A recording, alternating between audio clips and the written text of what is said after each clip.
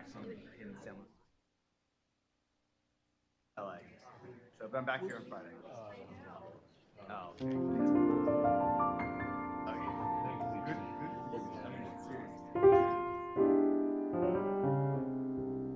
Well, we'll just chat by phone.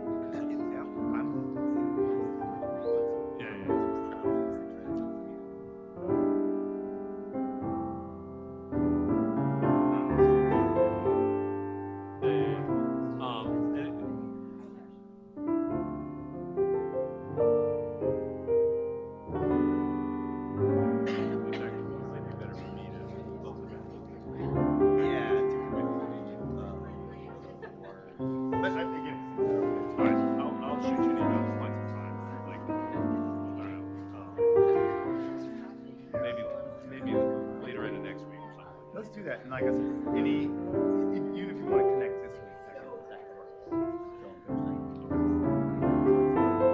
Thank you, Chris.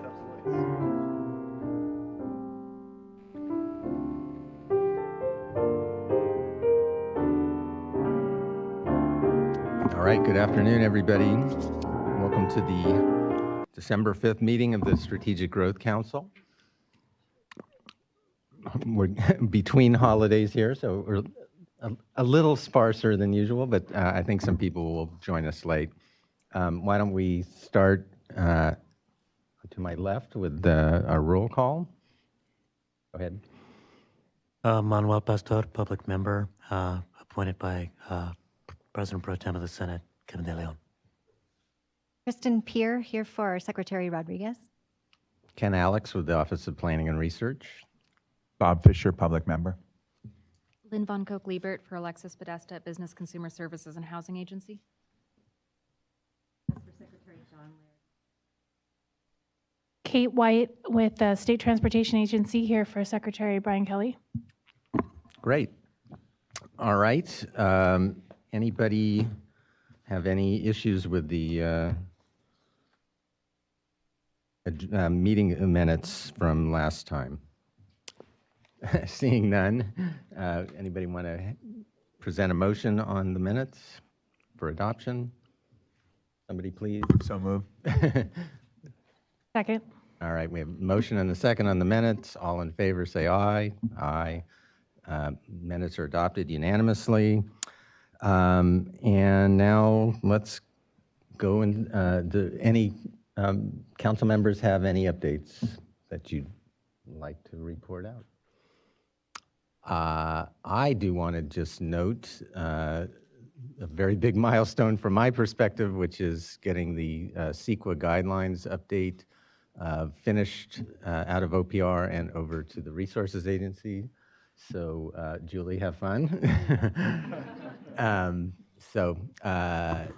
That is going to be soon in a public comment period for those who are interested. Is there anything out yet that anybody can look at, or is that still within agencies? No, it is publicly released. You can. And is there a summary anywhere? There is a summary actually at the. It's on OPR's website. You can click on it, and it'll give you a quick summary and all of the details. Great.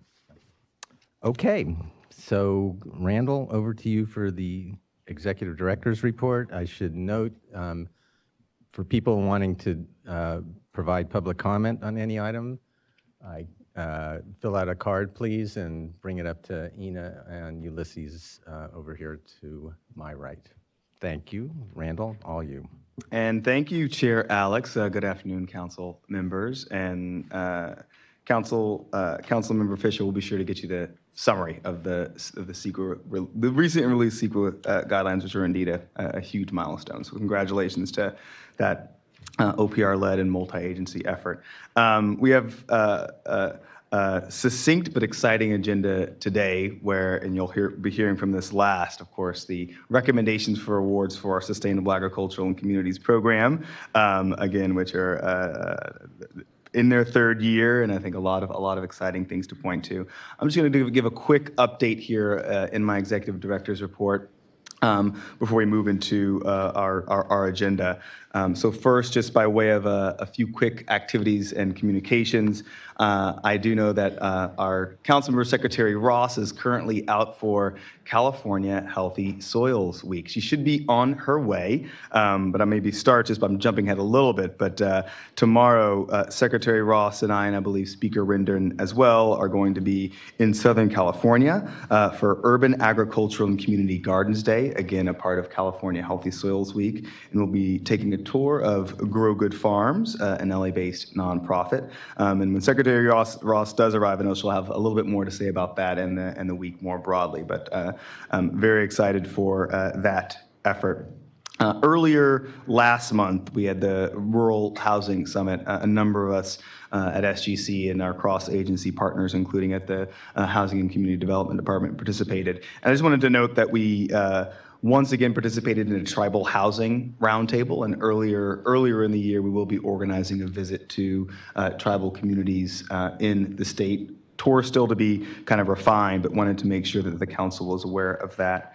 And then finally, just by way of communications and updates, earlier in 2018, I mentioned at the last meeting that we established an outreach and community engagement steering committee with the Air Resources Board. We're going to be hosting a summit, again, at a date to still to be determined, trying to pull together the host of outreach and technical assistance happening across state agencies. So not just through SGC's technical assistance program and ARB's efforts, but also looking at SB 350, AB 617, and a number of other efforts that we're looking to tie together and hopefully lay out a little bit of a roadmap in the year ahead on outreach and community engagement. So look forward.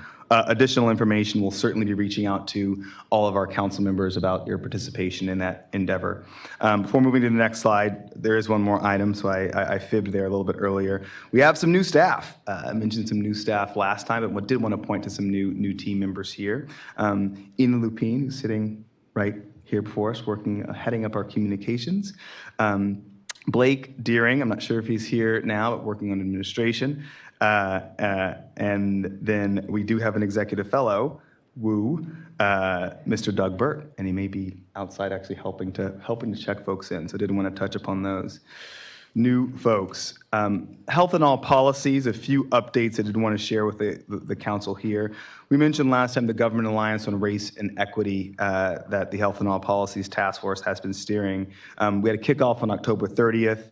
An information session on October 30th, which was on the heels of a kickoff that will take place next month. But key information there is that we have received tremendous interest from our departments and agencies, about a dozen or so close to signing up for that effort, and we are in the process of meeting with our secretaries and departments to kind of confirm their attendance and kick that effort off early in 2018. So exciting effort there. The California Department of Public Health is in the process of creating a compendium of health equity language and metrics and best practices for grants. Important to note because those are metrics and indicators that we are going to look to incorporate in our own programs, including our CCI programs, our California Climate Investment Programs, and those at other agencies. And then third, the World Health Organization did release a case study of the California Health and All Policies Task Force, so another kind of exciting vehicle to spread the lessons learned from our work here in California, really globally, which is indeed exciting. A few key updates that I wanted to share on our Affordable Housing and Sustainable Communities program. As you all know, and just to remind the council, we have applications due for that program next month in the 15th, and a few key things taking place. So earlier this winter/fall, but before, after our last council meeting, the Housing and Community Development Department did adopt an update to the Uniform Multifamily Regulations. We'll be releasing a memo here shortly that further explains the implications for the AHSC program, but the key piece of information there is that that guidance will point to the fact that HCD will be working with the applicants of our AHSC program to ensure that their financing and other information that's provided in their application aligns with the 2017 updated multifamily regulations. Because of the timing, we obviously were unable to include those uniform multifamily regulations in our current round since we passed our guidelines some time ago, but we'll be looking to change our guidelines obviously in the future. And again, that's of concern to our stakeholders, so wanted to be sure to share it with all of you. Tax reform and the 4% housing credits. Another item of interest to our stakeholders around the AHSC program. The key update here was that there was concern that the tax reform package out of the House would have eliminated the 4% housing credit, which is a critical part of the applicants to our program. The Senate version that was recently passed does not include the elimination of that tax credit.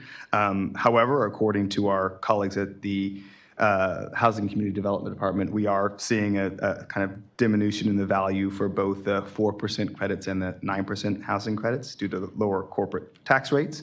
And so while there is still some uncertainty, I think the outlook is more positive than not, and we will be continuing to monitor that closely. Fire disaster response is the last issue that I wanted to touch upon here with regard to the Affordable Housing and Sustainable Communities program. So we certainly at the staff level and obviously across state government recognize the impact of the trauma caused by the wildfires in impacted areas, including Sonoma and Napa County, Mendocino, and others. And in light of those emergencies, and certainly for those projects that do meet our criteria, this is something that will be on our radar as we look to receive applications and assess those in the year ahead.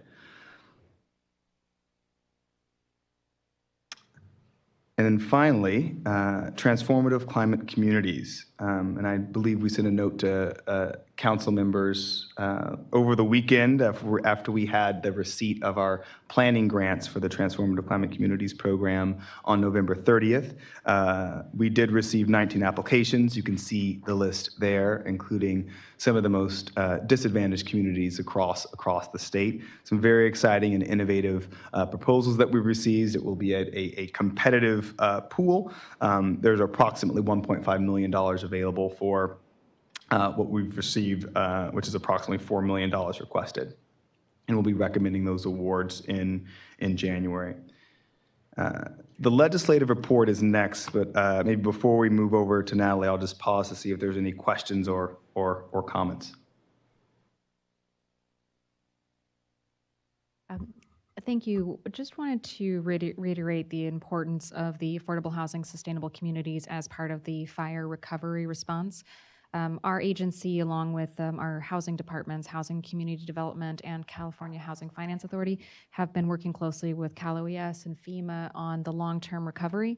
And it's complex, it's going to be multifaceted, and having a tool like the Affordable Housing Sustainable Communities program, which focuses on multifamily housing and and really focuses on density within an urban environment, that is going to be one of the critical tools that we can bring to force with recovery. So thank you for continuing to consider the fire recovery as part of the guideline and making sure that the folks who are affected know that that is a tool that they have available.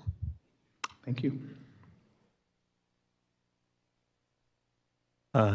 Great. Well, first, this is a very exciting and also frustrating day. Exciting because we're going to be talking about research, and frustrating because apparently I can't apply for any of it by virtue of being on the Strategic Growth Council.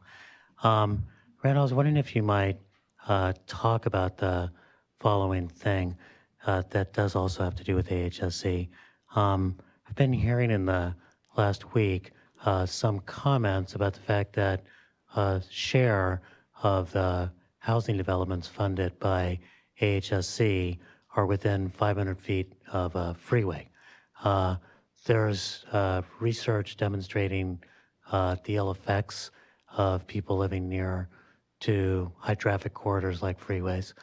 There's also research cutting in the other direction with regard to active transportation and its uses. I know there's been, I believe up to this point, no public comment about that issue, about proximity. I know also that there's a trade-off. I've written in the past about the fact that as we try to do more compact development, not so much freeways, but we're going to be placing more housing on dense traffic corridors that are likely to have bus rapid transit, et cetera. And I also know that all these projects actually comply with local land use regulations and permits, or they wouldn't be, and whatever mitigations are there, they wouldn't be allowed to go forward because we don't bet on a project that's not fully permitted. But these issues are important, and I'm wondering if they're also coming up in your direction, and if you might comment on thoughts and ways that we might think about that going forward.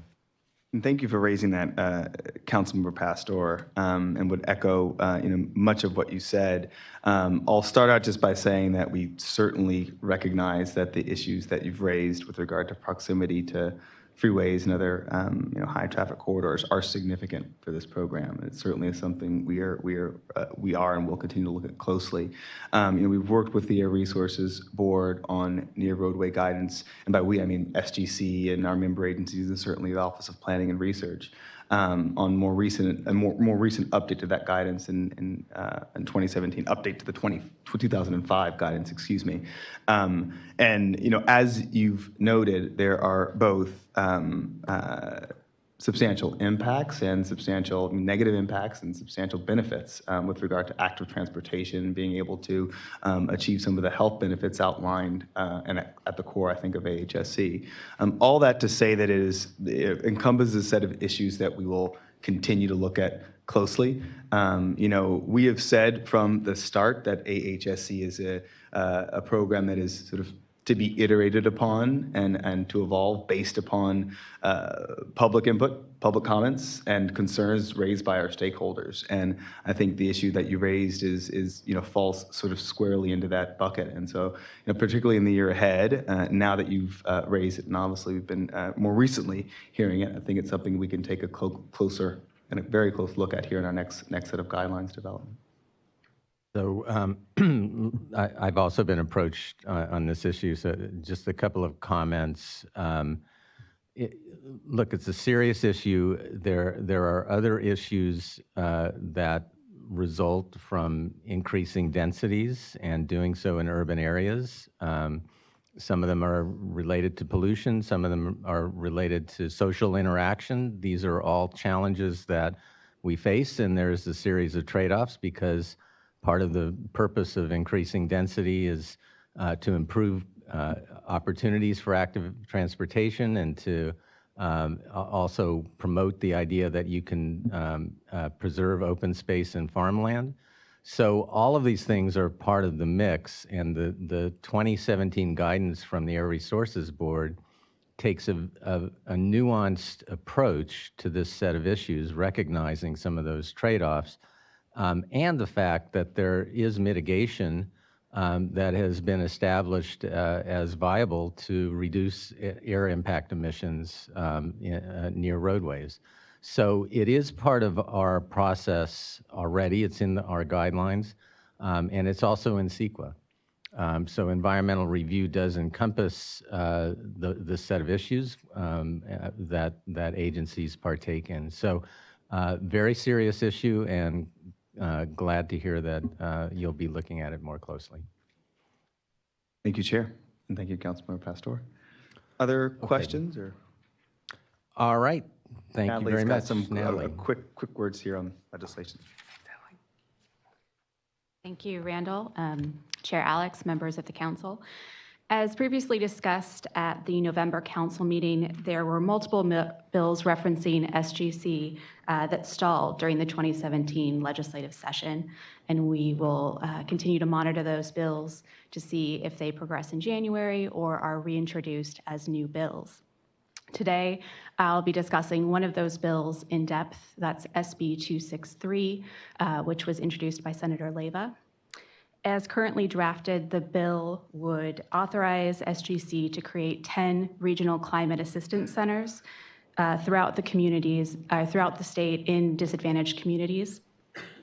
The purpose of these centers is to build capacity among local community organizations, municipalities, and small businesses in order to make these areas more competitive when it comes to applying for funding through the California Climate Investment Program.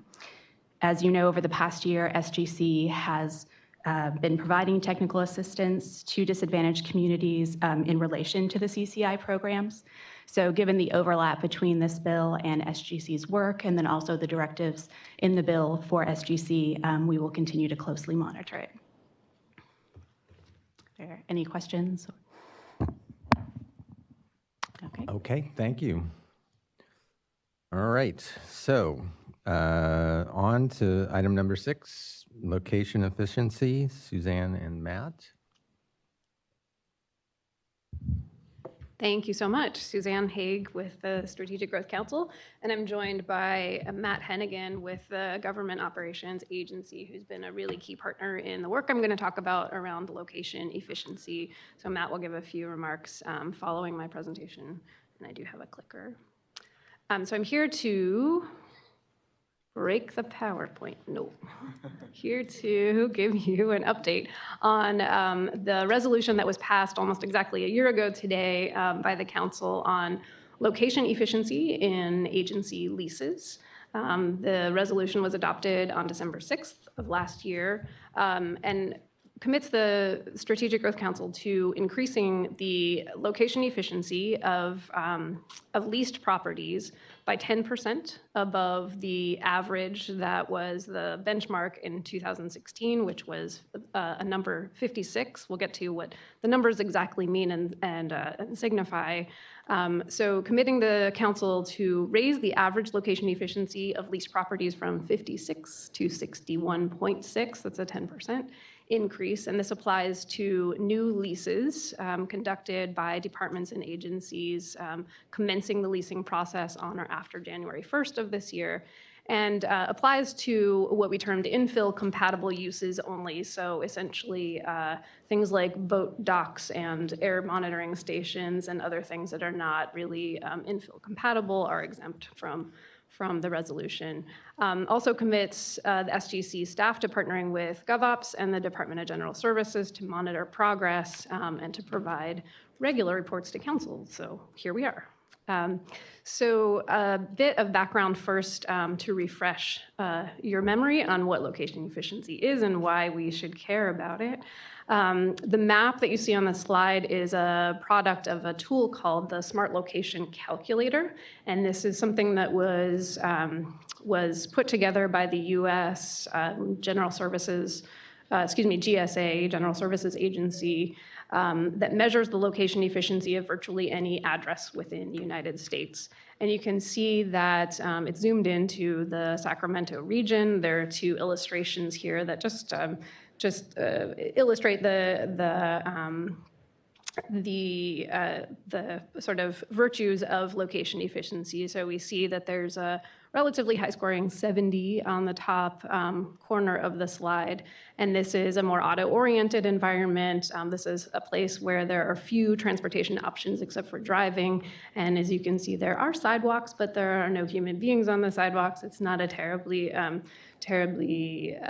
amenable environment for walking, biking, and so forth. And on the bottom is what scores on 97 in the Sacramento region, which is a location that is served by multiple lines of transit and biking and walking facilities, et cetera.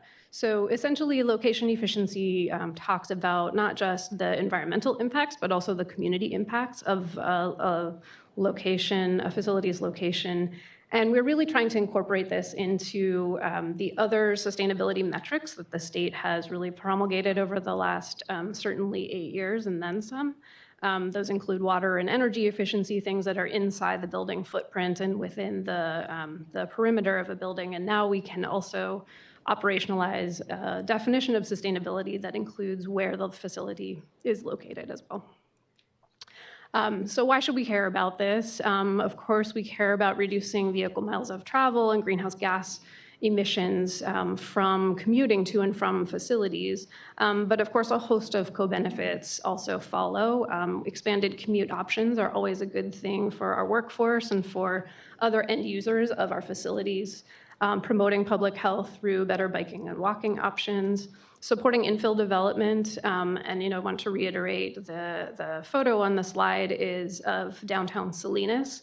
And even in small towns like this, a small government lease in a building can really help to revitalize a small main street or a downtown like this. So it doesn't always have to be that 97 scoring facility in Sacramento that makes a difference, but these facilities really make a difference across the state and in a lot of different environments.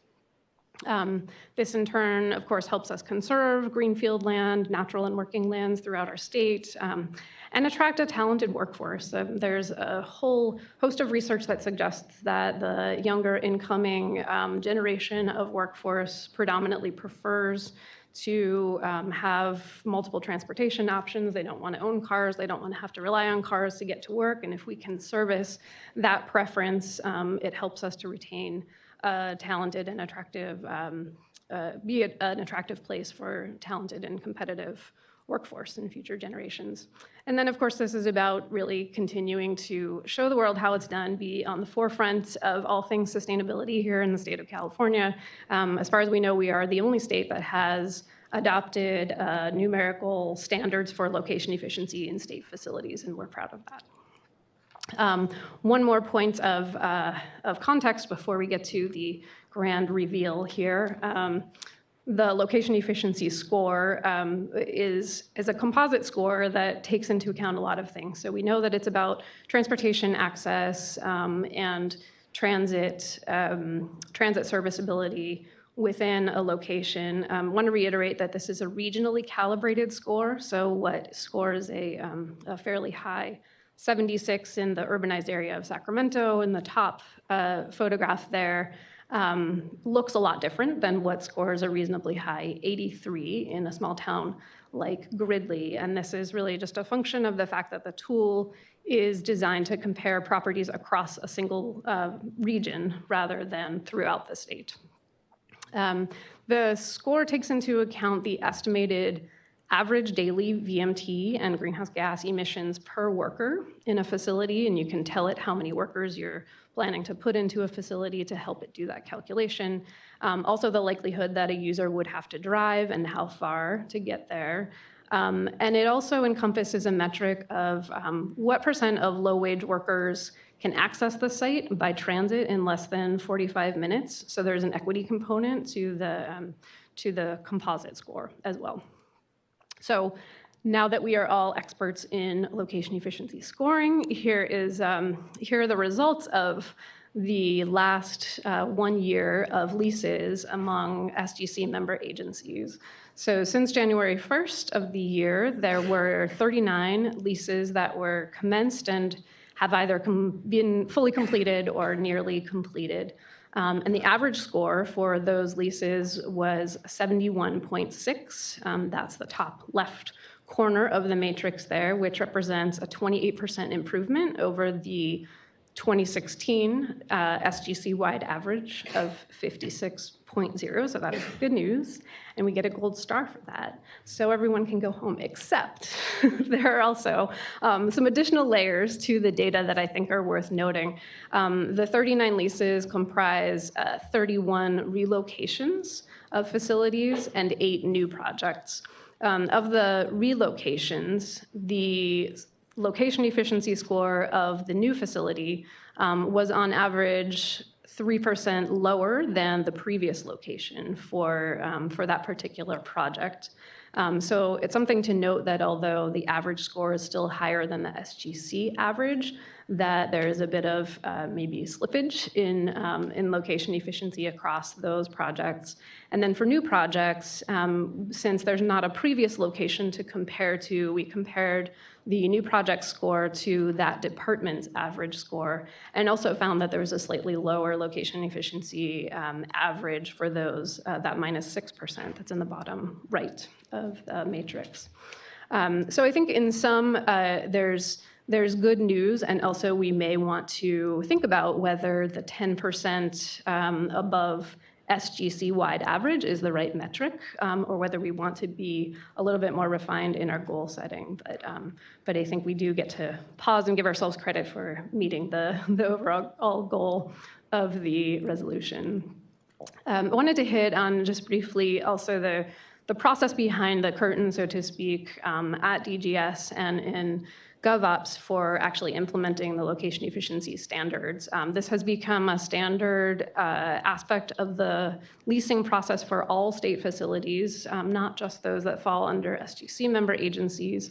What DGS has done is a couple of things. When they draw a search area that is the delineated area in which they'll accept bids for properties, they basically gerrymander that search area to include the highest efficiency areas within the region that they're looking at to make sure that they're getting all of those green areas within the map. They then showcase the potential properties for lease to the client department with a map that looks like the one on the screen there, where you can see all the potential properties that the department is looking at and the relative scores for each one. And then they have done a great job of tracking and monitoring each time a lease is completed, what the location efficiency score is and how that compares to a previous location, if there is one. Additionally, GovOps and DGS have really implemented location efficiency standards throughout the implementation of green buildings and the sustainability roadmaps. These are the required reports that GovOps oversees that each and every department throughout the state has to submit on a whole host of sustainability metrics, water and energy efficiency, LEED certification, and so forth. And location efficiency is now a core part of those reporting metrics as well. GovOps has established a statewide goal of 10% over that department's average for all of those reports that it receives. So essentially every department has to provide a narrative how they plan to achieve that 10% increase in location efficiency across the department. And we've updated the Green Buildings website. There's a screenshot there for your viewing pleasure with a nifty little icon for average location efficiency per department. So that now has status alongside the other icons for water use and grid energy usage and so forth. So I think lots to be celebrated and be proud of in advancing location efficiency as a core metric of sustainability throughout state agencies, and also some remaining challenges. Again, we may want to think about the metric for the SGC resolution and whether the SGC-wide average is the appropriate metric or benchmark for our collective improvement. We hear from DGS that while they have not had any major hiccups in implementing and rolling out location efficiency standards, that there may be a need for some additional leadership and direction, encouragement to department staff that are making these decisions on a daily basis. They seem to know about and understand what location efficiency means, but it could be a higher priority, is what we're hearing from the staff that are making these transactions on a daily basis.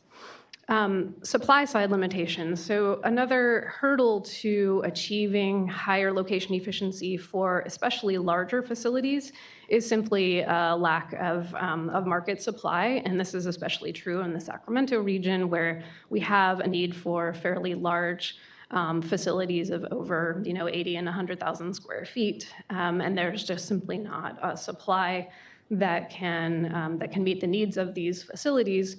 We wondered if there may be some advancing sort of the supply side that we could look at, especially piloted in the Sacramento area, to help both achieve our location efficiency goals and also some of the infill development and revitalization goals of our communities that we have such an impact on. And finally, demand side limitations.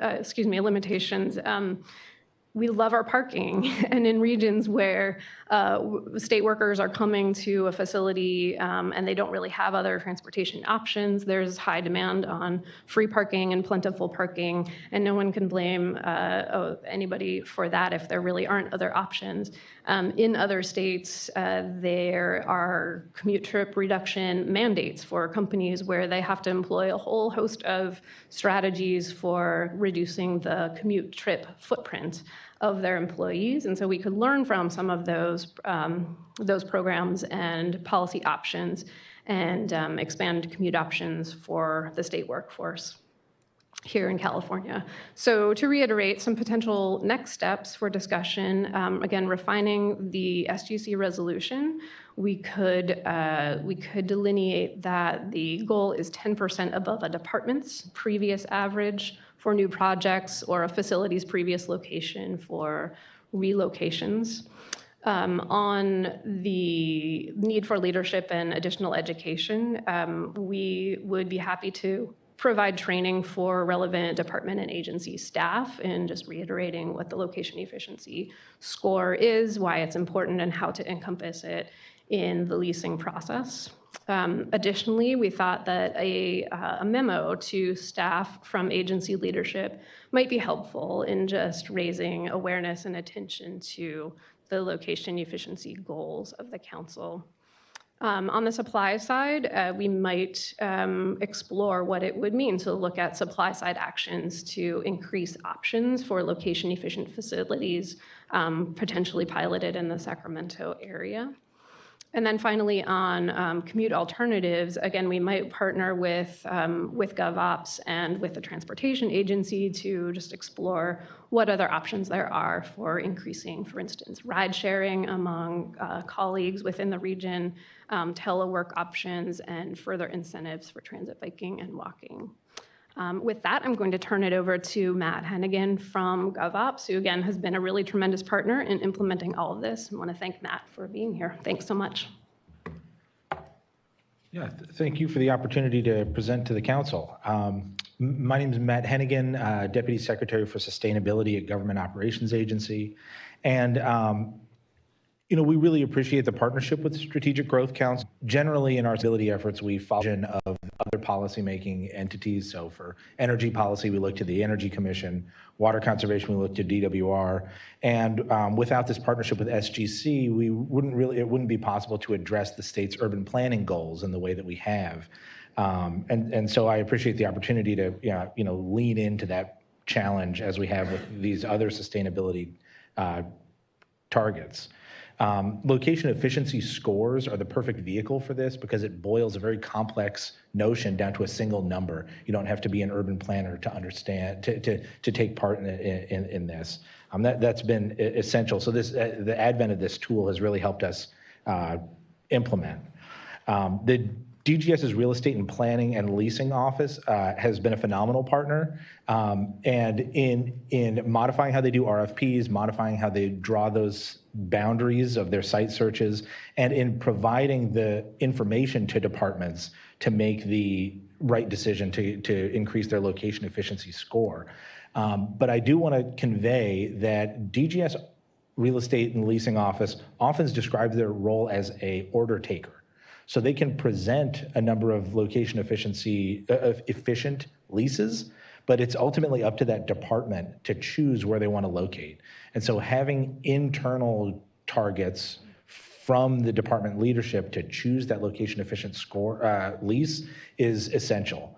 And so that's why we've woven the location efficiency resolution that you all passed last year into the sustainability roadmaps.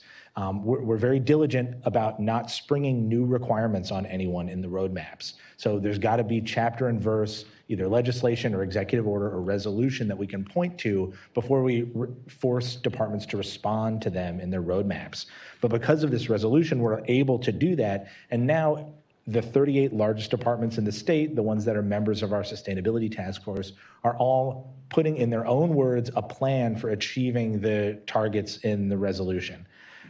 Whether or not that's made it up to top leadership and throughout the organization is anyone's guess, and all those 38 large departments. And so I would reiterate the point that that Suzanne made, that leadership from the agencies represented in this room, messaging down to their departments to reiterate the importance of this could only help. That's the mechanism we've used for making so much progress on energy efficiency, water efficiency, and electric vehicles. Limited supply in Sacramento is an issue. We often hear from especially large departments that they all want to be together. There are economies and efficiencies for having all the departments of one agency nearby, or all the offices in one department nearby. And finding that large contiguous office space is a challenge in many downtown areas, including Sacramento. It would be interesting to explore if the state can play a catalyst role in the type of urban infill that we want to see in downtowns. And to recommendation number 4, the state does have a role in promoting active transportation among its employees, participation and engagement with the various metropolitan transit agencies, associations, in as far as providing van pooling, carpooling, ride sharing, and biking support to employees is spotty among departments. And so a renewed focus on engaging with those metropolitan, regional transit agencies, as well as making telecommuting more common, could reduce the VMT and the GHG from employee commutes. And anecdotally, we have also heard that millennials do seek out these more transit-oriented workplaces. I've heard of a few executive fellows choosing their placement based on how easy it is to get to these locations. So there's definitely concrete examples of missing out on talent if we're not locating in places where people who want to use active transportation can actually get to. So anyhow, I appreciate the partnership and ability to pitch into the urban planning goals of the state. And thanks, Suzanne. Thank you both. Questions or comments from council members?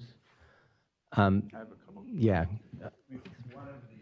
One of the things that wasn't discussed at all is cost. When you look at a new location, new building, location is obviously very important. We've incorporated environmental standards into that, but cost was not discussed, and the quality of the building wasn't discussed. Those are other components that have to get taken into account. And I think one of the things you're probably seeing is that more efficient locations are the market is rewarding more efficient locations, and I suspect that's driving costs up. And one of the reasons that you probably saw replacement lower than the old buildings is because there's more interest in locations that receive high scores. And so I don't know what role cost plays in a department head selecting their buildings, but nor how important that is. But if there was a way to incorporate cost into the equation, you might get at a better answer. I think we ought to just set a minimum level, perhaps, for the number, as opposed to so that every location is 70 or higher, or something to that effect, as opposed to seeking an average. Just an idea. A really interesting point. The federal GSA built the calculator tool actually in response to an Obama administration era executive order on location efficiency for federal facilities, and they did in fact set a minimum of 70 for their office facilities only. We discussed that option with DGS staff and also looked at the data on our agencies and felt like it would disadvantage a lot of the agencies that have a more rural presence and a more sort of dispersed small field office presence that tend to score a lot lower. But that's sort of just the background for how we arrived at where we are today. I think we're happy to engage in other discussion on just a across-the-board minimum. So it's certainly something we've discussed. You're absolutely right that downtown areas are more expensive. Departments have a cost target, a range, and if those urban areas are just outside of the range, that's a problem. But they do have some discretion they don't have to go at the lowest cost least possible. There's no policy there. But the other challenge is building quality. The denser downtown buildings tend to be older, and so may not be ADA accessible and may not be earthquake retrofitted. And so that's why we do have to build some flexibility in. And so the average score was arrived at as a way to take into account the differences between departments and also give some wiggle room, right? Maybe one score goes down, but another goes up and makes up for it. But it's definitely, those challenges are real. So what I would suggest is, maybe staff can make some recommendations of potential different approaches that the council might consider. And in terms of the other three points for next steps, I think we'd also welcome your suggestions for how to address those as well, and hear some more about it at future meetings. Thank you very much. Thank you so Chair much. Alex, can I just jump sure. in? I wanted to volunteer to help too. I think I'm sure they'll turn that down. I think the transportation agencies should have a special interest in this topic in terms of decreasing the impact on roads and creating more location efficient places so people don't have to drive as much. So I'd be interested in the memo working with you. And I wanted to thank Suzanne and Matt for your leadership on all of this. But working with SGC and GovOps on the memo to make sure that the departments really understand this to the large extent possible, and also on number 4. And we have started to work on that, on the commute alternatives. But I think there's lots more room for progress.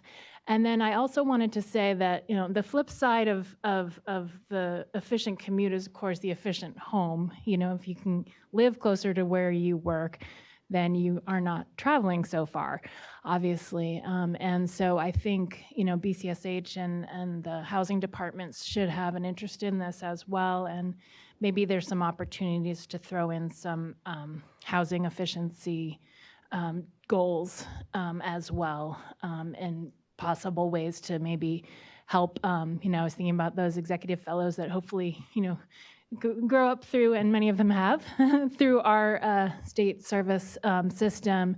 If we can help them, purchase a home closer to downtown, I think that would go a long way on location efficiency. Okay. Thank you. Thank you. Let me note that Secretary Dooley has joined us. Welcome. No problem. Okay. Moving on to item 7, climate change research. And Louise, where are you? Thank you.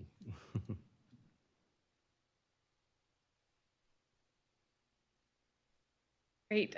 Good afternoon, everyone. I am Louise Bedsworth of the Office of Planning and Research. I'm going to provide an update on the climate change research program. I'll go quickly through the draft investment plan, but probably focus more of the presentation on the feedback we've received to date, which I think will be helpful to have some discussion around. But I'll run quickly through the program goals, the structure we proposed in the draft investment plan, and the priority research areas, and then go into the workshops.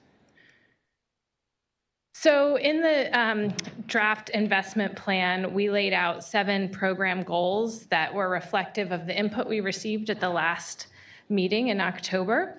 Input from the legislature and the legislative direction, as well as just SGC's vision and mission. We didn't lay this out in the investment plan, but have explained to folks who we have been talking with about this that we anticipate that these goals will inform scoring criteria for all proposals, and these are the broad goals that should be reflected in a project narrative or an application to this program. So the goals that we've laid out, first is to invest in research that has a clear and demonstrated link to achieving the state's climate goals, both in reducing greenhouse gas emissions and building resilience and preparing for climate impacts.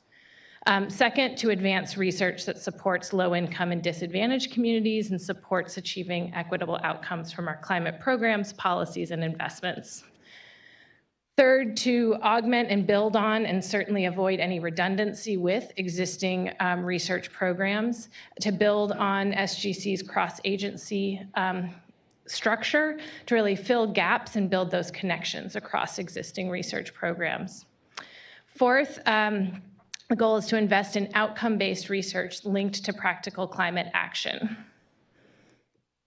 The fifth goal was to bring meaningful engagement into all stages of the research process, from the development of the investment plan through proposal development, the conduct of research, and the final presentation of the research results.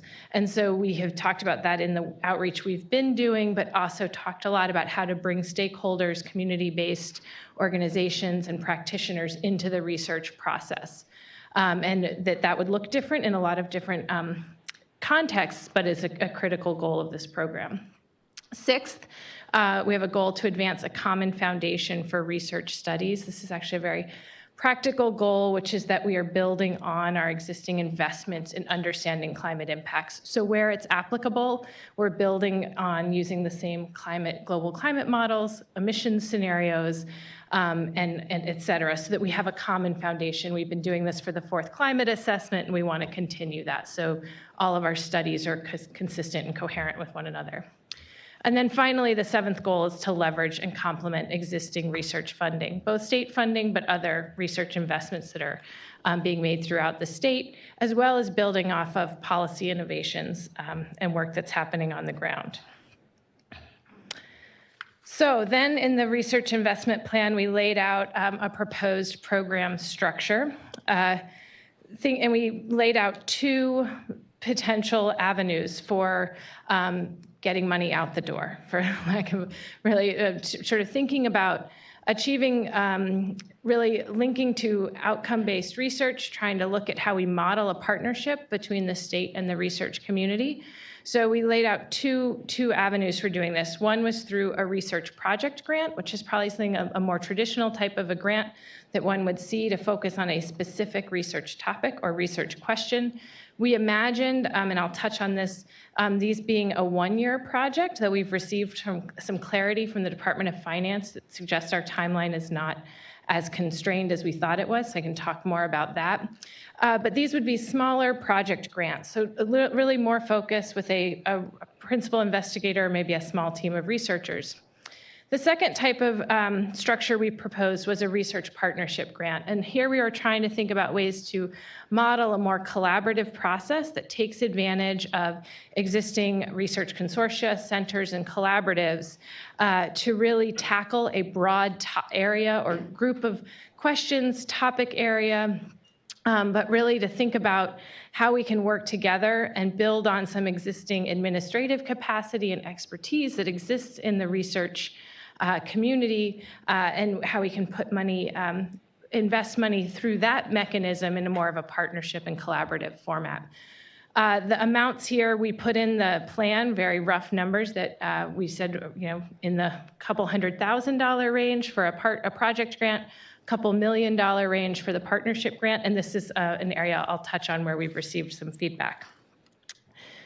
So then the bulk of the plan went through 4 priority research areas, and I'll walk quickly through those. In each case, we gave a broad description of the area and also laid out some fairly specific questions that arose through all the conversations we had across departmental research programs, and that just are issues that maybe had fallen out, didn't quite fit in programs in certain places. And so you'll see a mix of broad research sort of discussion of the area, as well as some specific questions.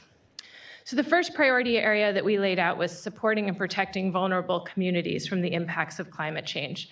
So really thinking through, how do we understand what vulnerability is? How do we bring that into our policy making? How do you define community resilience? How do you think about overlapping climate impacts to look at climate hotspots, both the combination of social and economic factors, as well as physical climate risk? And then also thinking about resources and planning support needed to support low-income and disadvantaged communities to undertake climate action. The second area that we identified was integrating land use, conservation, and management into the state's climate change programs. And this really looked across both how we identify high-value public and private lands, how we bring climate risk into land use decision-making, maximizing carbon storage goals, and really thinking about the land base as an integral component of our climate policy, both to reduce greenhouse gas emissions and to improve resilience. Our third area was around increasing data accessibility and planning support for state, local, and regional climate action. This is really focused on how we build on the basis of information we have, especially around our state tool called CalAdapt that makes climate data available to support planning, but really has been funded through the energy sector. So how can we broaden that tool, make it relevant and useful for other users? How we understand and visual climate risks, especially thinking about multiple risks, either in space or time, how they overlap one another and how they look when they occur in succession with one another, and how we link climate data to informing planning processes that are happening now, such as hazard mitigation, local general plans, et cetera. And then the fourth area was around accelerating and supporting transitions to climate smart communities. So really looking at the environmental, economic, technological, and social dimensions of the transitions that we're looking to make in communities. So this can be around deployment of technologies or new policy innovations, thinking about how we integrate climate risk and other issues into planning, so thinking about urban heat island mitigation and other topics. And then a topic that also we put into this category was around waste streams, an area that has not fit within our research programs much to date, but is really understanding the location and highest and best use of waste feedstocks throughout the state. So this can be agricultural waste, forest residues, but also municipal solid waste, and how we start really bringing that into our climate programs and policies. So these are our four broad research areas that we discussed. And now I'll talk about the work that we've been doing since we released the investment plan on the 15th of November. The plan went out on November 15th. We have public comment open until the close of business, December 15th.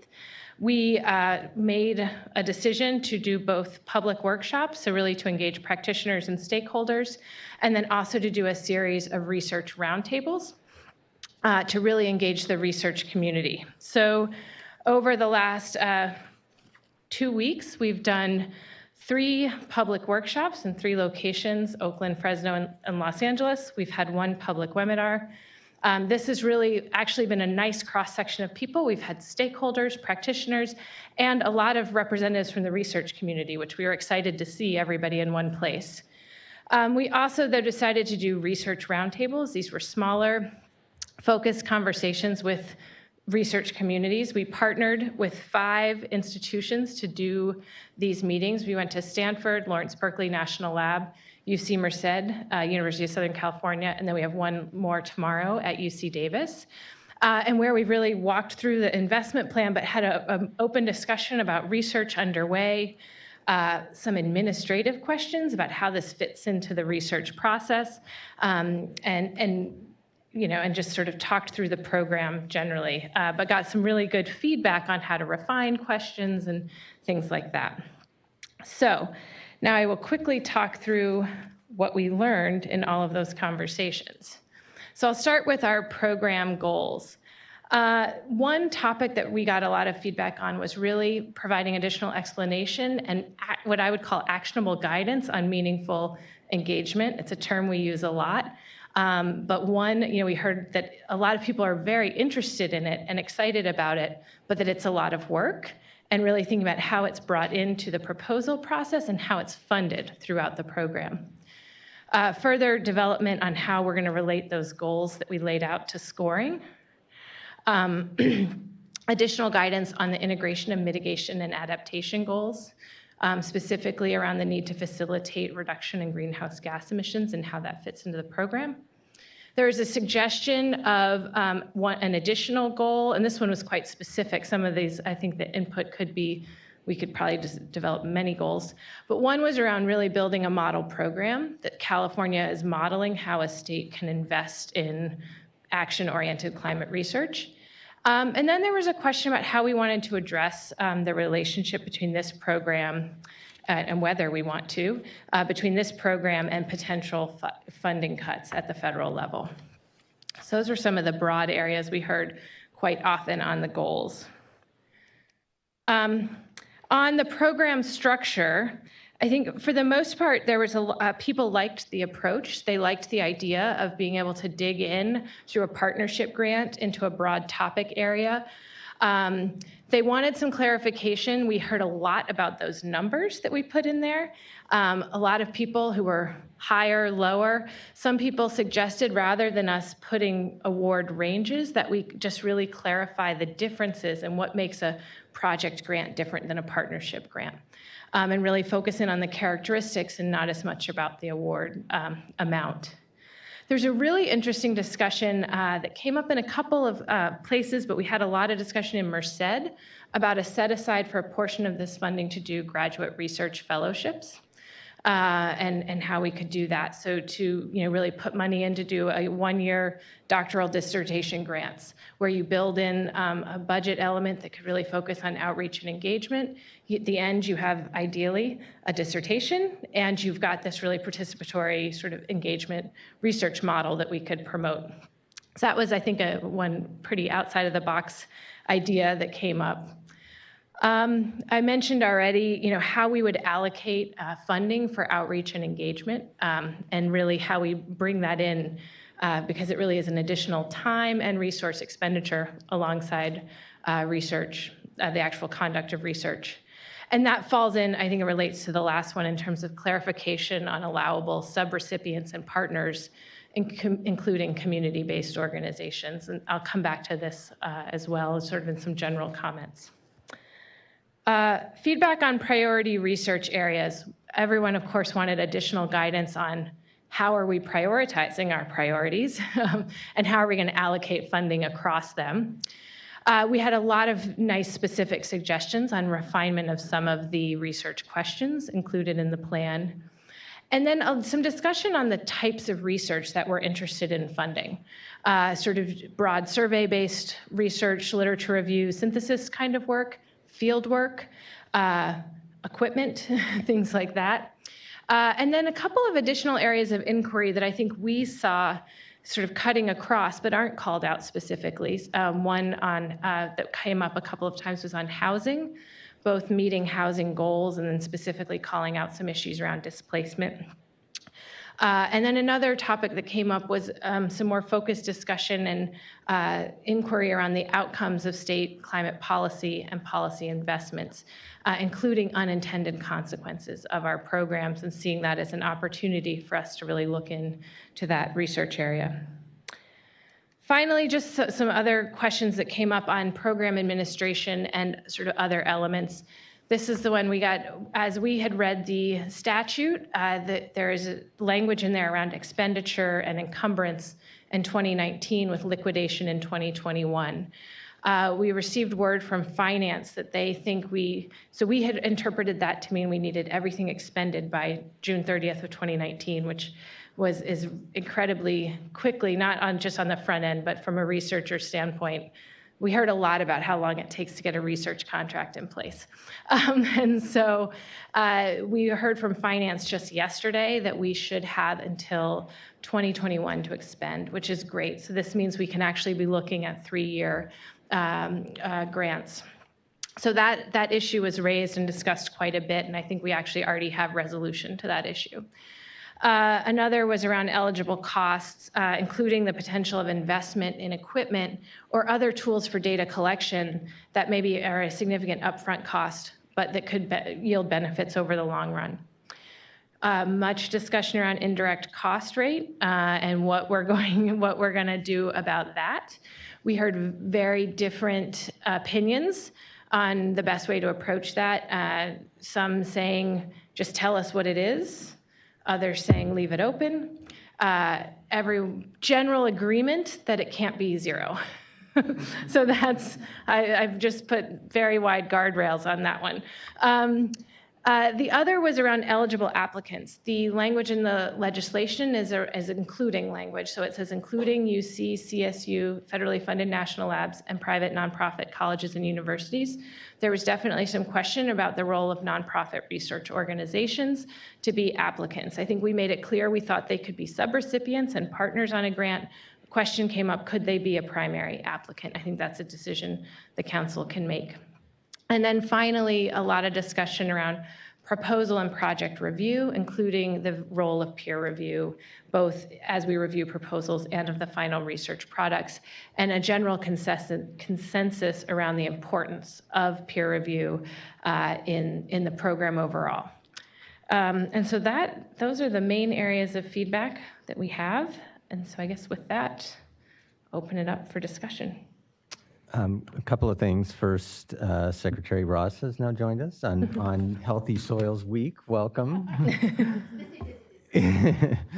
And then a quick dose of reality. This is $11 million, so covering all of the topic areas that you just covered will probably not be possible.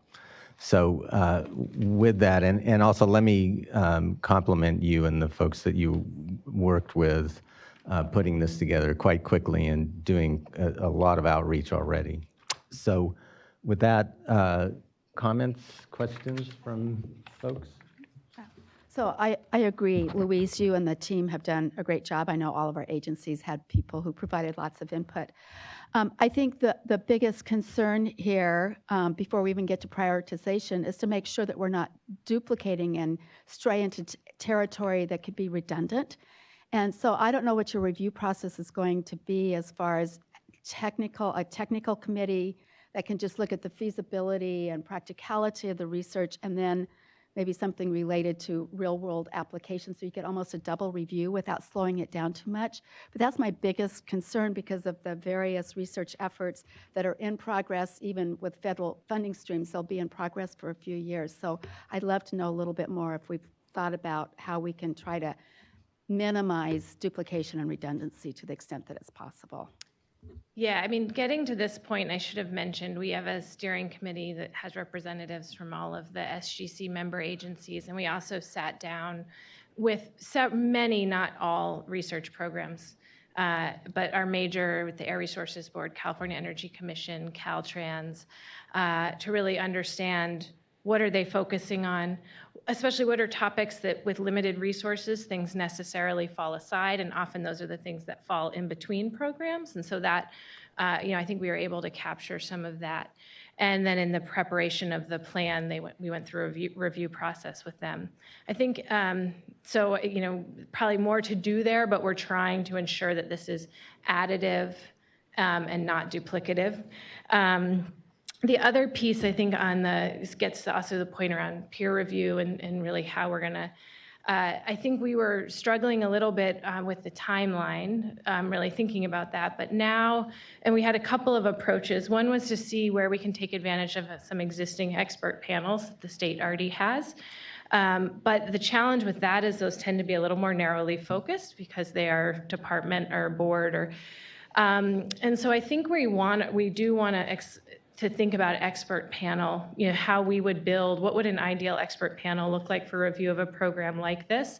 And I think the makeup is a mix of state folks, outside experts, and probably practitioners and stakeholders as well.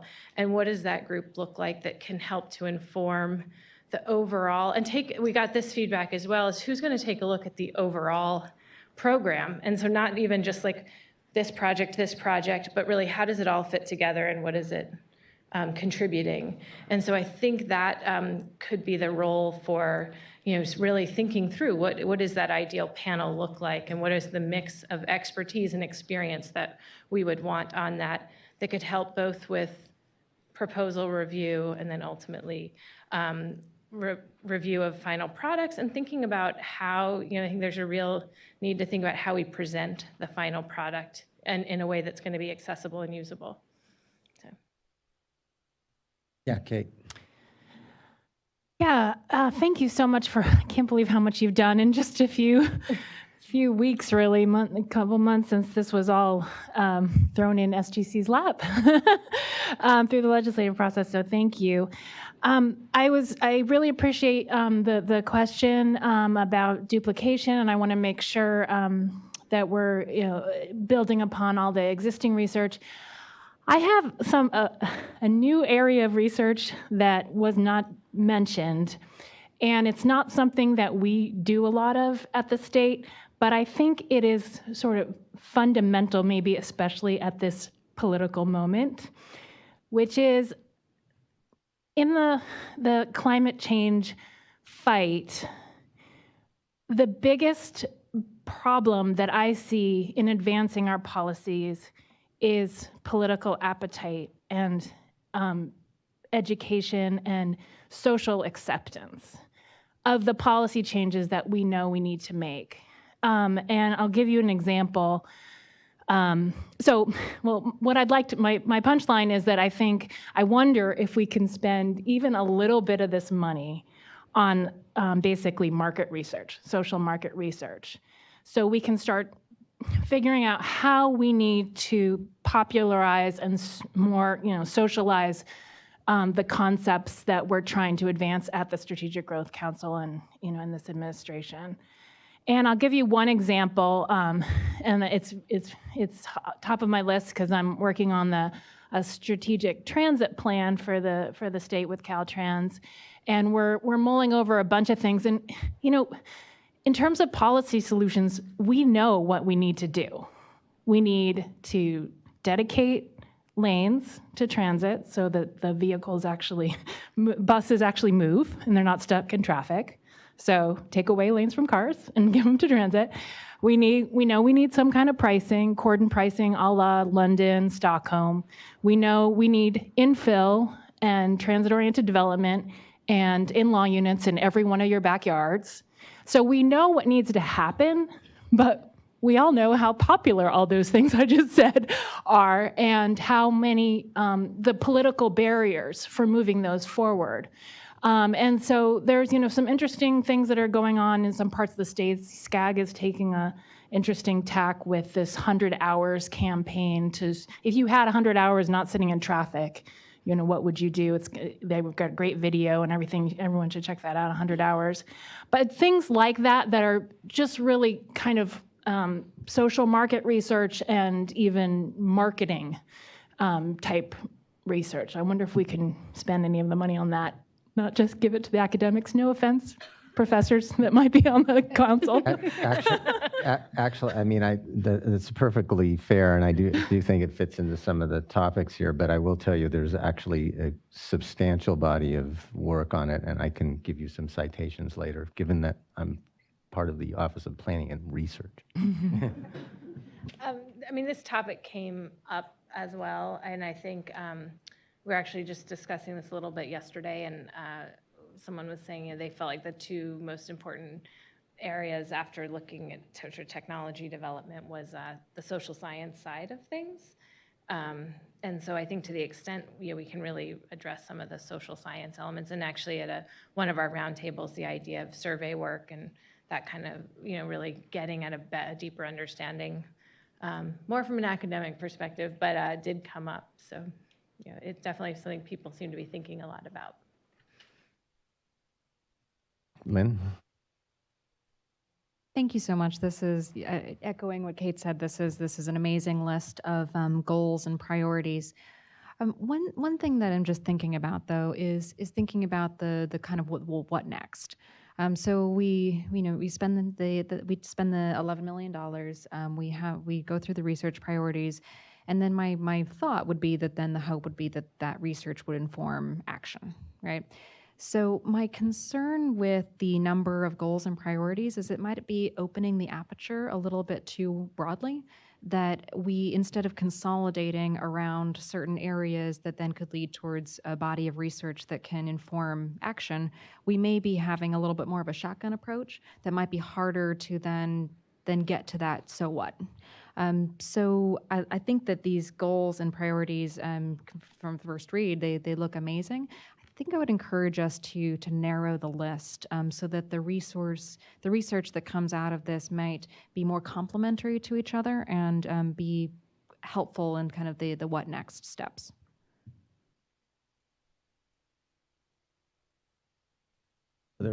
Yeah, Manuel. So a couple of comments. First, on this thing about attitudes and behaviors, that is a really interesting thing to research. One thing I'd lift up is that the polling data has been consistent over the last 7 iterations of the Public Policy Institute of California and the LA Times poll, with one of the most interesting stats being that when asked, do you think global warming is a serious issue for the state, 63% of Latinos say yes, 43% of whites say yes. That is, there's more concern about the climate in the Latino community. We don't actually know why that is. Is it because of the association with public health, et cetera? Those would be interesting things to investigate, which raises another thing, which is certainly in the presentation that you made at USC, and I raised it quite a bit. SGC has been pretty good within the Greenhouse Gas Reduction Funds Administration of making sure that benefits go to less advantaged communities and that we exceed and well exceed the targets that the state have set for that. And so one thing I would hope that gets emphasized in both the publicity and the scoring is making sure that this really reaches these communities in terms of issues that are affecting them, and also whether or not they're involved in the outreach, et cetera. One other thing I think that should come up for the researchers, and I think this is important for this program, is that while there should be some kind of big and fundamental questions asked, there ought to be a lot of low-hanging fruit that gets grabbed and presented within the first year, even if they're going on for a couple of years, because I think validating why we got the money is going to involve showing that there's some actionable stuff. If it's about attitudes, if it's about strategies. So something that we raised in the meeting in LA, which is the program or the research might go on for a while, but kind of thinking about what the early deliverables would be and how they would sort of influence policymaking could be critical. 2 other things. I think this peer review thing is super important and probably something that we should, as a council, provide you direction on, because if you want to mobilize a good peer review group, you probably have to get started now because academics doze off during the holidays. So you want to try to reach a few of us before that happens. And then finally, I think part of the reason why, and congratulations on being able to make such a great presentation and have done so much outreach, is that you came over and helped us from OPR. And so one thing I think that's really critical, it's got mentioned here but not lifted up by you, is to think about, is there a need for permanent staffing within the office? Because this is a different kind of work than what most of SGC has done. It's a different set of constituencies, interfacing with contracts to universities is not for the faint of heart. And there's just a number of complexities here that I think might merit, and certainly, at least in my mind, would merit an expansion of the staff with one person kind of responsible, because we would really like to make this program work and be successful. The staff is working so hard on so many other things, and they're also have been hiring mostly with a sort of attitude or set of requirements that are around affordable housing, sustainable communities, transformative climate communities, a lot of the kind of policy work and working with those constituencies. This is a different kind of work, and so it might merit some of this money being spent on making sure there's a really good staff interface to move the thing along effectively. And I just might just say a couple comments in response to that, and thank you for that comment, Dr. Pastor. So maybe taking a little bit of a step back, This program is bridging into new territory on a couple of fronts. One being within the context of our Greenhouse Gas Reduction Fund program, and this gets to your point about low-income and disadvantaged communities. The first program that is funding research that doesn't necessarily lie at that nexus of directly reducing greenhouse gas emissions, obviously. So our staff, our team has been in discussions with Cali PA, Kristen and her colleagues, as well as the Air Resources Board on the funding guidelines for our greenhouse gas reduction fund programs and how they will direct our monitoring and reporting around not just low-income and disadvantaged community benefits, but the sort of the host of other indicators and criteria that we're going to want to track as we build out our administrative capacity for that program. But to your point, we certainly want to fill out what those targets and criteria will be around low-income and disadvantaged communities. And second, to your point on staffing and thinking longer term about the program, thank you for raising that. First of all, we've been sort of discussing that as well internally, and there's this sort of the bigger backdrop here of, and this came up during the workshops that we had last week. Will this program continue? Is it one-time funding? Is it additional funding? And that's a discussion that, of course, is ongoing, but will kind of come to a head here in the next year. And so we're thinking about our longer-term staffing needs and the infrastructure for this program in that context. And it certainly is a need and one that we'll continue to discuss with all of you. Okay. We have one public comment on this item. So Steve Sanders.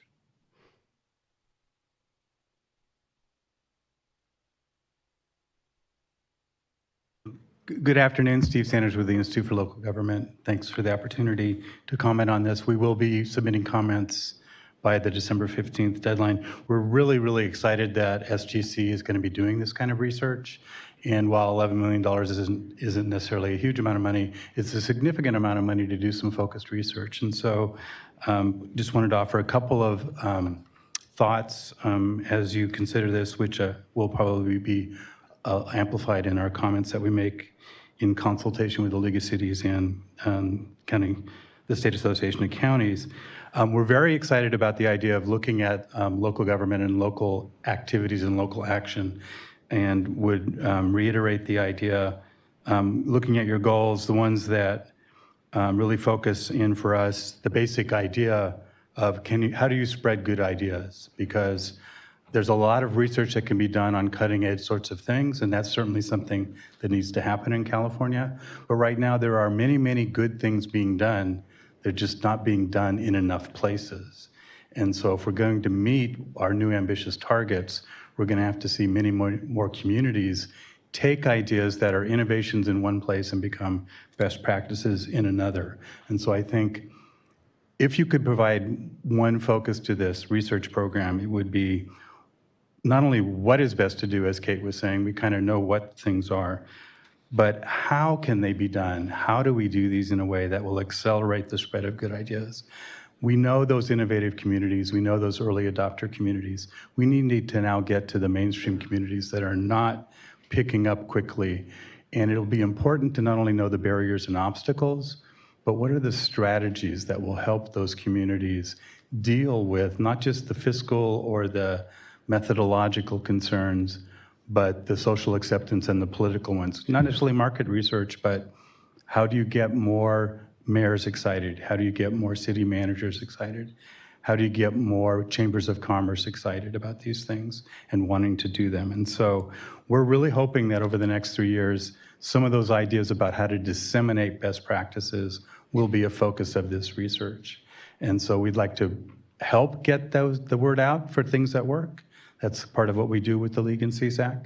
And we're looking for these research results to be able to translate them into practical action that cities and counties can take in partnership with their communities. So, thank you. Thank you. All right, we'll look forward to the proposal. Thank you very much. All right, let's move on to Sustainable Agricultural Land Conservation Program Award recommendations. Hi, everybody. Thank you so much for hearing me. I am Catherine Ledan. I'm representing both the Natural Resources Agency and the Department of Conservation. And I'm coming before you to ask that you approve $33,962,403 of greenhouse gas reduction funds to fund 25 agricultural conservation easements and 2 strategy and outcome grants. And each of these projects will result in greenhouse gas emission reductions, and they'll provide a rather remarkable variety of additional co-benefits. This is the 3rd round of the SALC funding, and today is an exciting day for the Department of Conservation and Natural Resources agencies and for the land trust community. I think we have representatives from the community. Today represents a culmination of a year of work, oftentimes more than a year of work of preparing these projects so that they're ready for funding. And as we embark on round 3, I just want to make a couple of comments. We went a long time without much agricultural conservation funding here in California, and this is the 2nd year where we've had rather significant funding. And it's been really exciting for me watching what it has meant to agricultural conservation to have a sustained, repeated source of funding. What we've seen is that having this funding has allowed the land trust community to really invest in developing projects to a significant level of readiness. It's allowed the Department of Conservation to offer technical assistance throughout the year. And so what we have is an extraordinarily good set of projects, diverse projects that have a higher level of readiness than we've seen before. The other thing that's really exciting is to watch how, with multiple years of funding, we're getting phased projects. So there's places in California that have had contiguous easements over the last 3 rounds where we're really conserving agricultural land at a landscape scale. And so I think this is the year when we can really see that cumulative effect.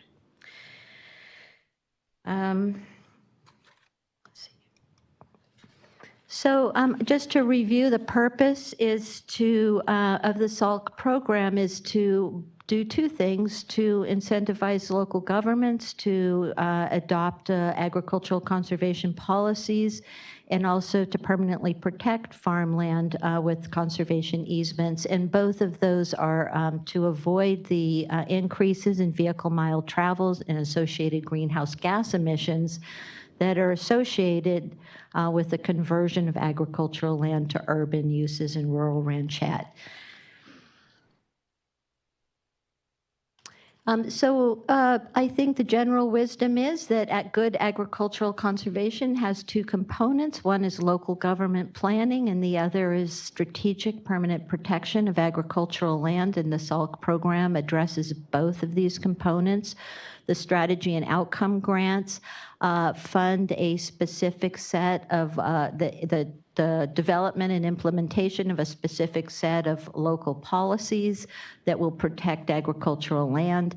And then the agricultural conservation easements permanently protect by extinguishing development rights on agricultural land. And that agricultural land must be under threat of conversion to urban uses in rural ranchettes. So there's 2 essential thresholds that any project needs to meet to get SALC funding. First, there has to be a demonstrated risk of conversion for those lands. And secondly, the projects have to result in a quantifiable greenhouse gas reductions. And we calculate that based on the 2016-17 quantification methodology. Just to talk a little bit about the quantification methodology, as I mentioned, there's a list of different risks, and the projects have to meet one of those risks of conversion. And the methodology assesses those risks based on patterns of development that are in the vicinity, so proximity to other development. And then we use the Cal emissions estimator model, CAL-EMOD, to calculate what the increased vehicle miles traveled would be if that property developed. So we use a series of different factors to analyze these projects. We, of course, first and foremost, look at the risk of conversion and how the level of greenhouse gas reductions. We also look at the number of development rights that were extinguished. We look closely at the title and the readiness of the project. Are we going to be able to move forward? Are there outstanding issues that are going to be problematic, or can we move forward quickly?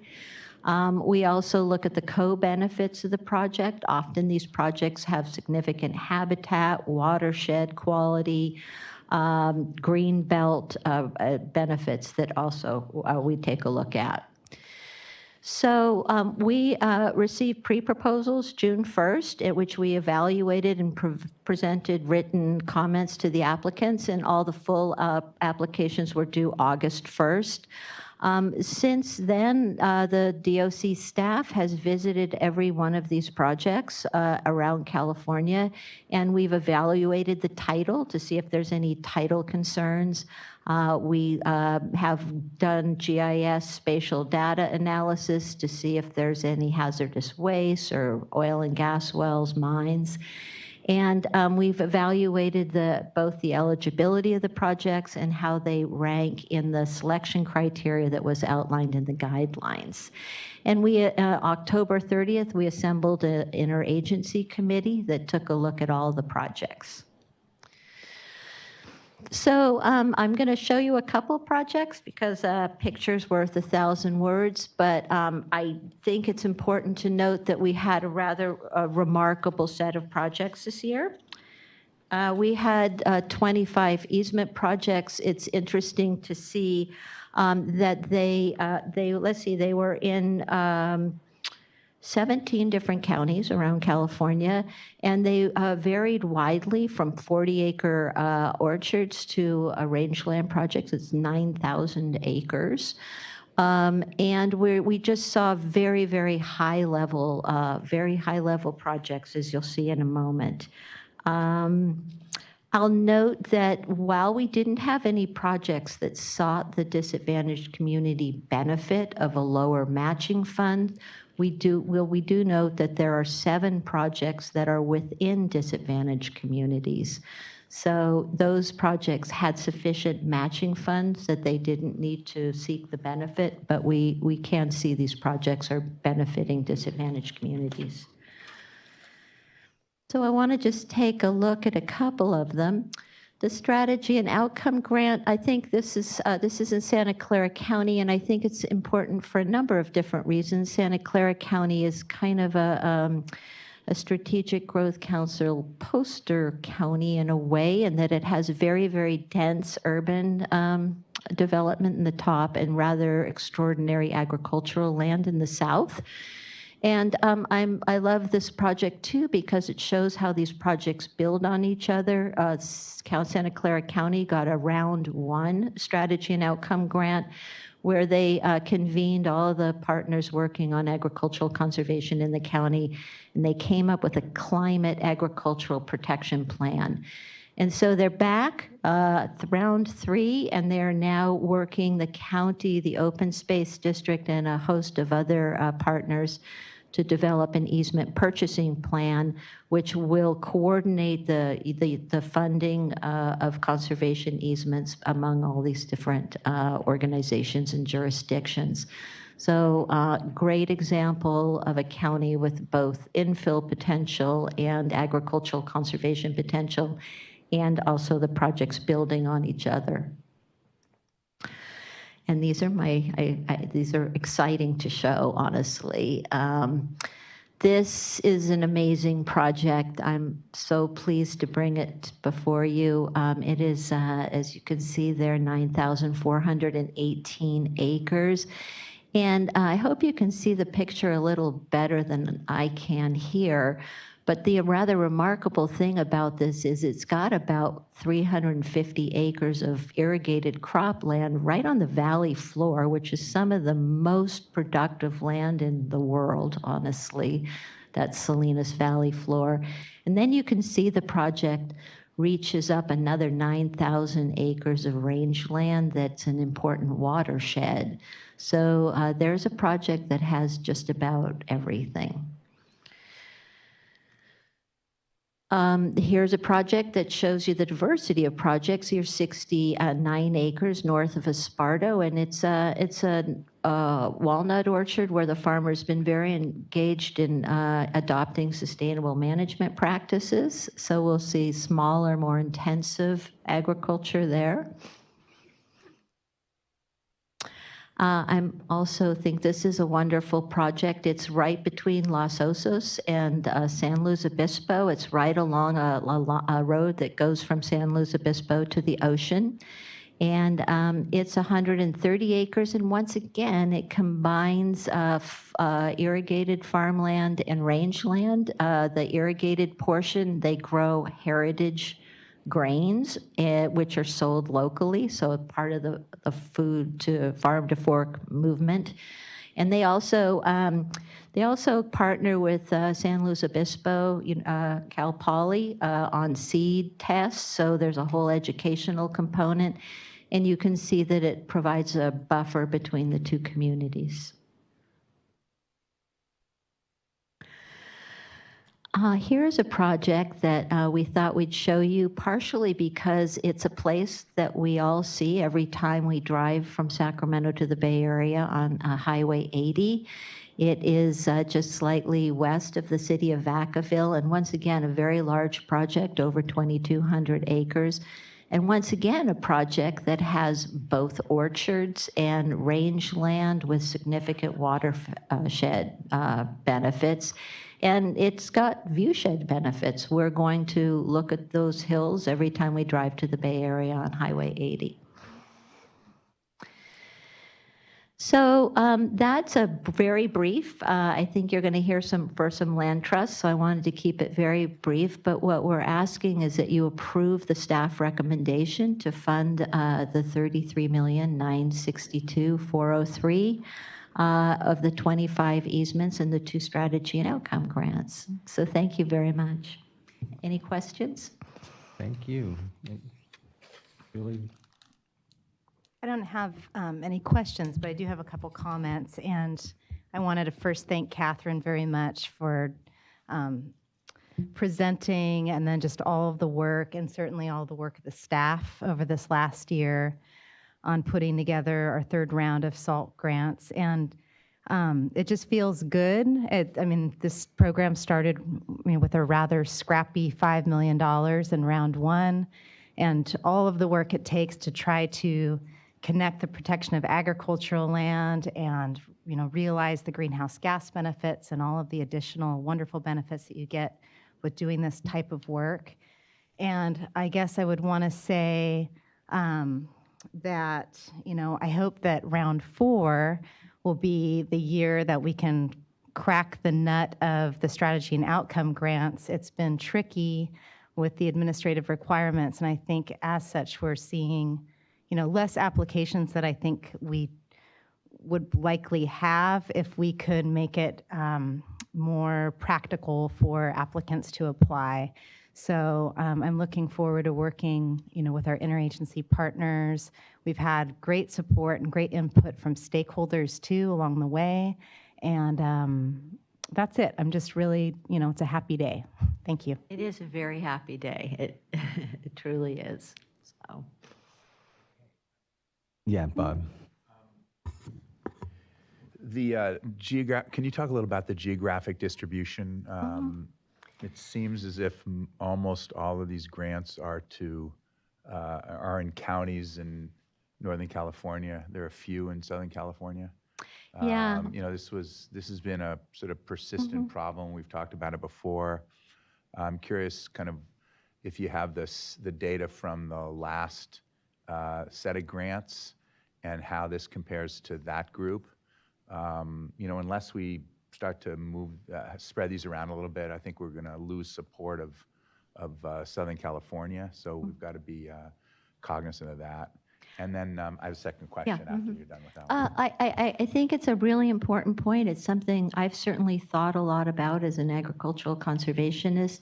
And I think that what we're seeing on a bunch of different levels, including within the Department of Conservation, is we had so little funding that we are right now at a period of building capacity.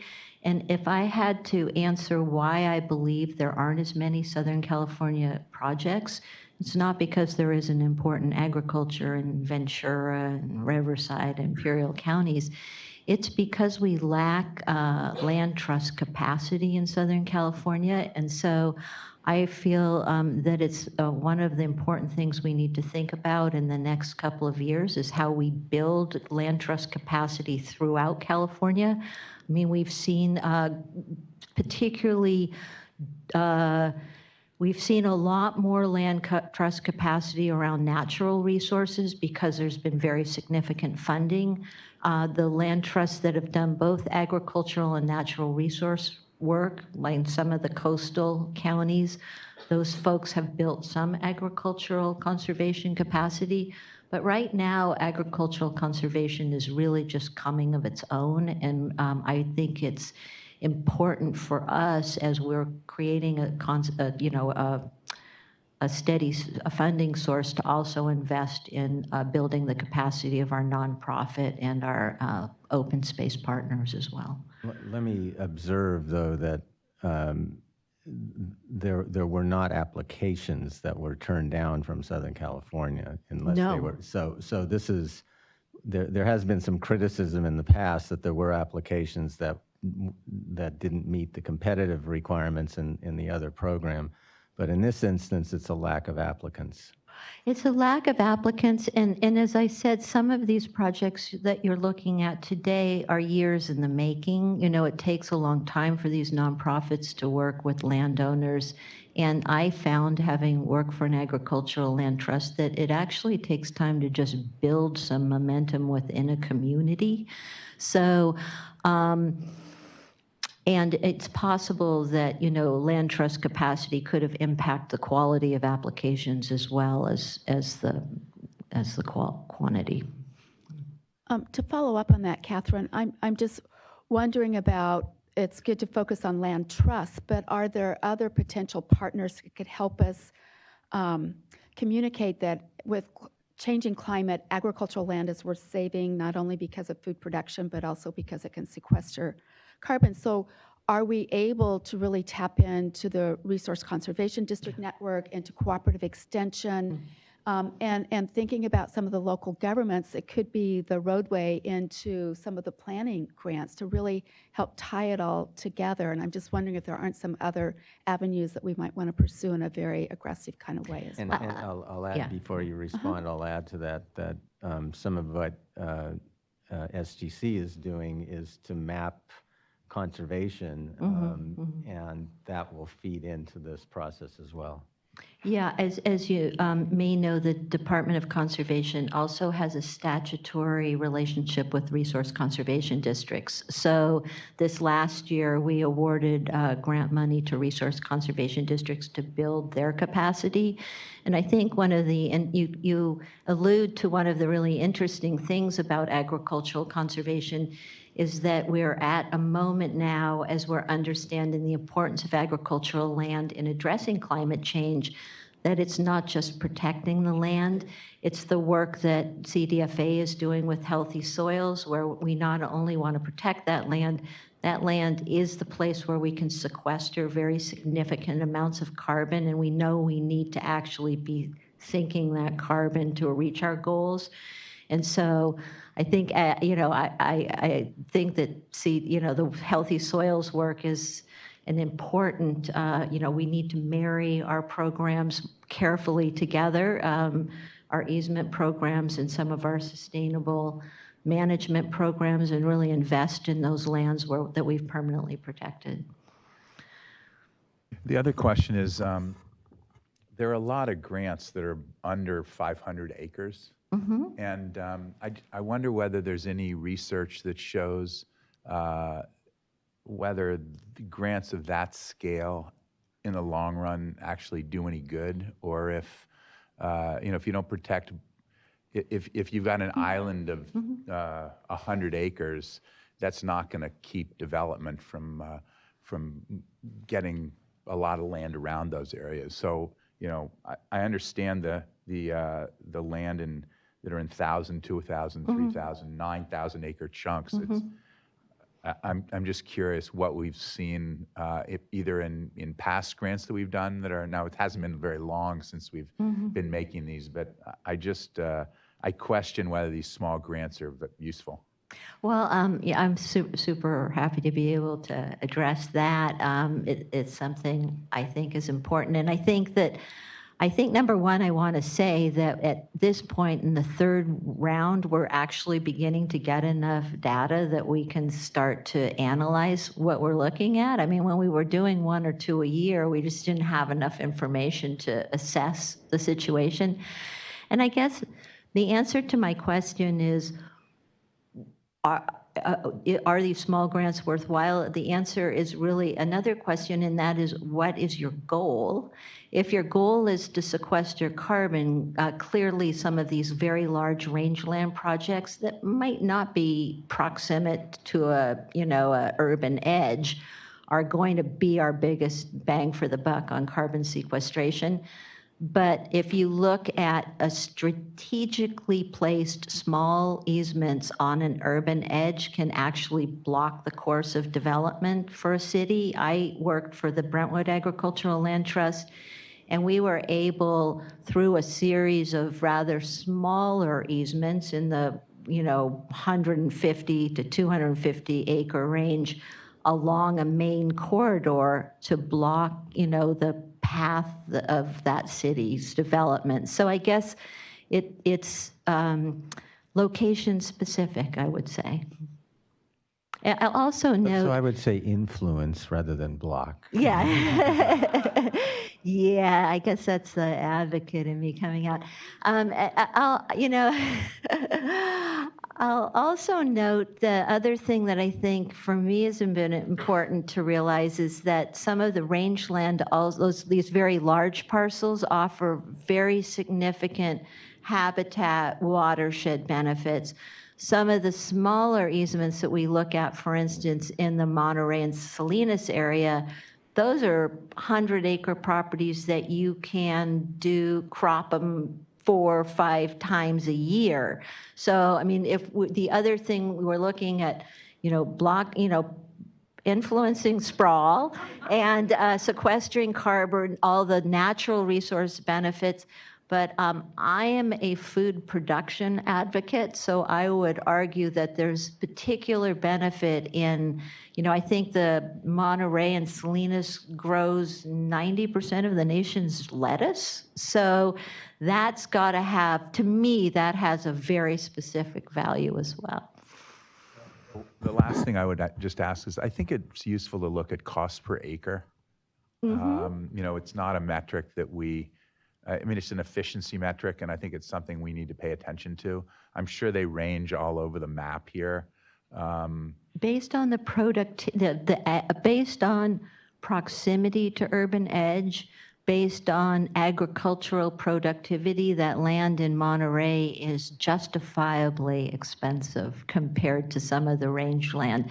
And so once again, it's really about what's your goal? And I think that we're seeing that agricultural conservation has a host of different goals. And, if one thing that, having looked at the last 3 rounds, I think that to some extent, in some ways, in some of these projects vary so much that we're almost comparing apples to oranges, and that we may want to, parse that out a little bit more in future rounds. Okay, so I would invite a motion on the proposal. Do I hear a second? I'll second. Okay, so from there, from having the motion, let's go to public comments. And so, as always, I ask people to be pithy. So I have a duo to begin, Nancy Schaefer and David Sanchez, followed by Michelle Clark.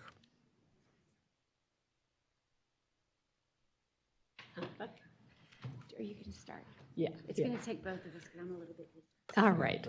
Good afternoon. I'm Nancy Schaefer with the California Rangeland Trust, and I want to thank the council for supporting this program, which has been such a boon to agricultural conservation easements throughout the state, and giving agriculture a chance to show that it has a role to play in climate change mitigation and adaptation. It's been huge.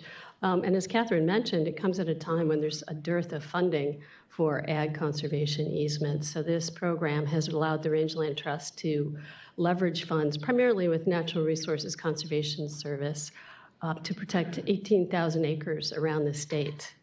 This helps us keep landowners on the land.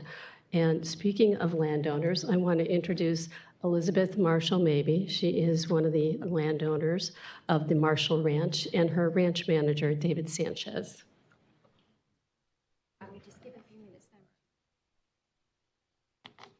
I just wanted to be able to say a very heartfelt and authentic thank you to all of you.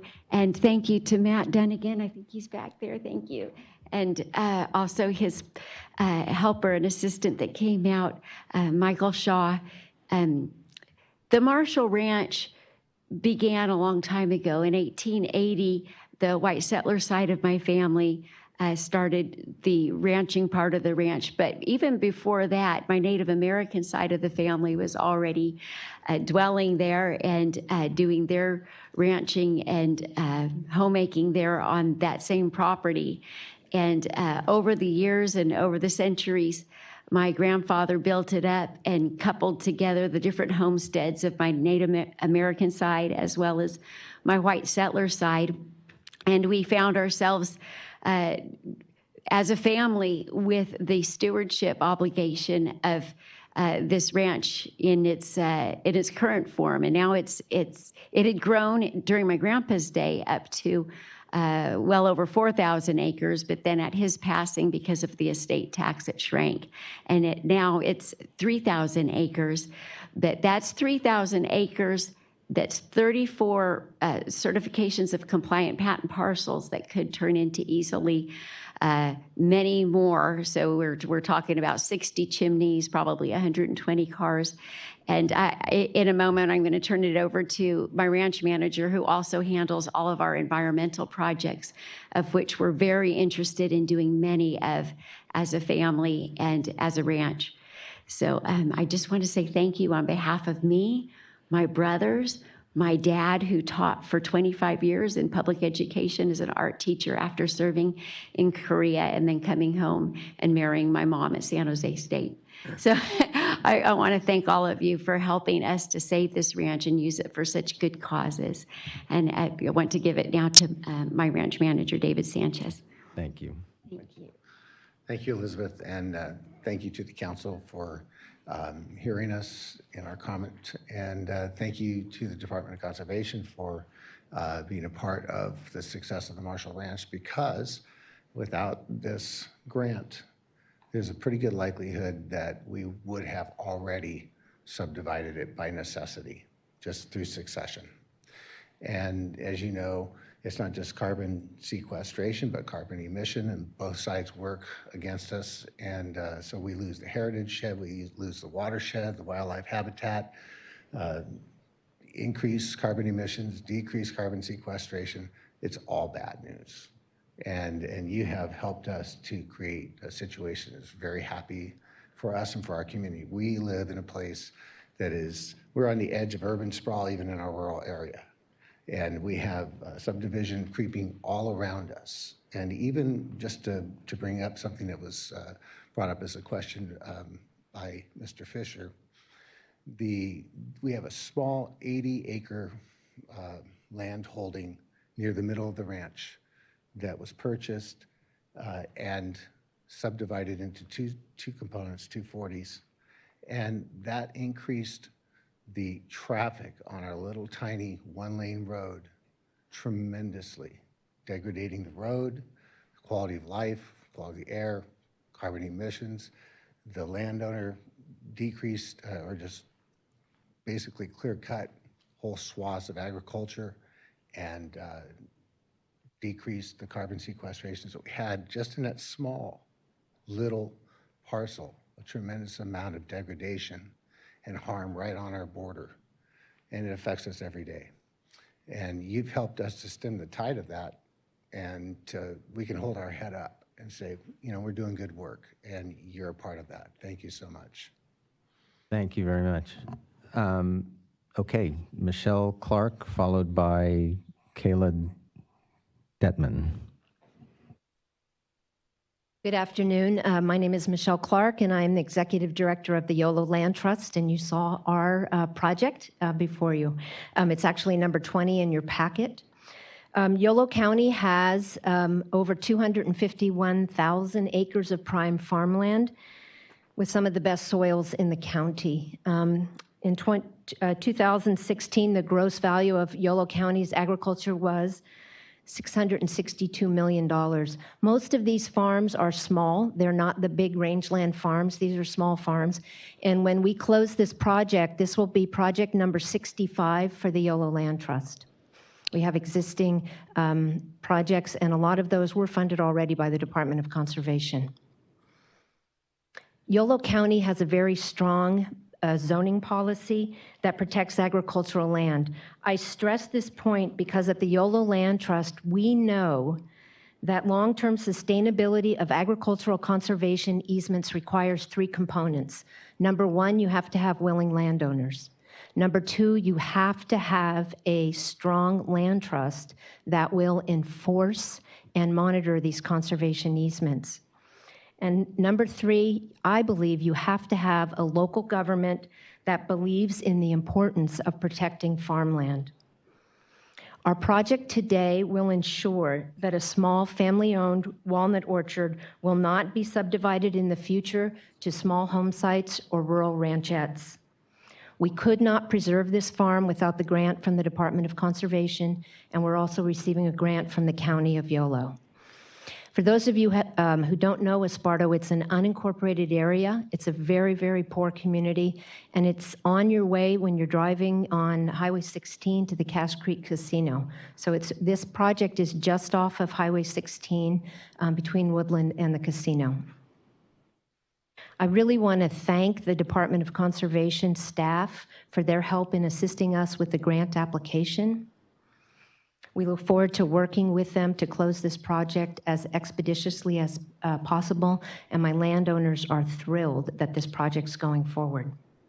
Farmland is irreplaceable, so every acre conserved is vital for the future of agriculture in California. The YOLO Land Trust is committed to make certain that our farmland is conserved forever. Your grant today will help us achieve our mission. Thank you very much. Thank you. Kayla, followed by Troy Hightown. Good afternoon, Chairman Alex and members of the council. I'm Kyla Detman, Executive Director of the Land Conservancy of San Luis Obispo County, and I'm excited to be here today. Thank you for the opportunity to speak.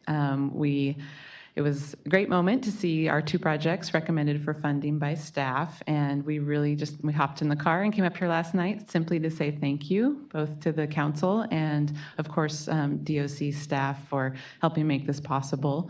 Catherine highlighted one of our projects earlier, the Los Osos project, and while the two projects that are ours are very different, they both address all of the resources that the council and, of course, our organization are fighting to protect. And really, the first project, Kandarian Farms, I mean, I've never met someone, the farmer, so excited about ancient varieties of barley and farro and oats, and it's pretty phenomenal and fun to walk that farm with him and see what he's so passionate about conserving for all of us, and also for providing on people's tables.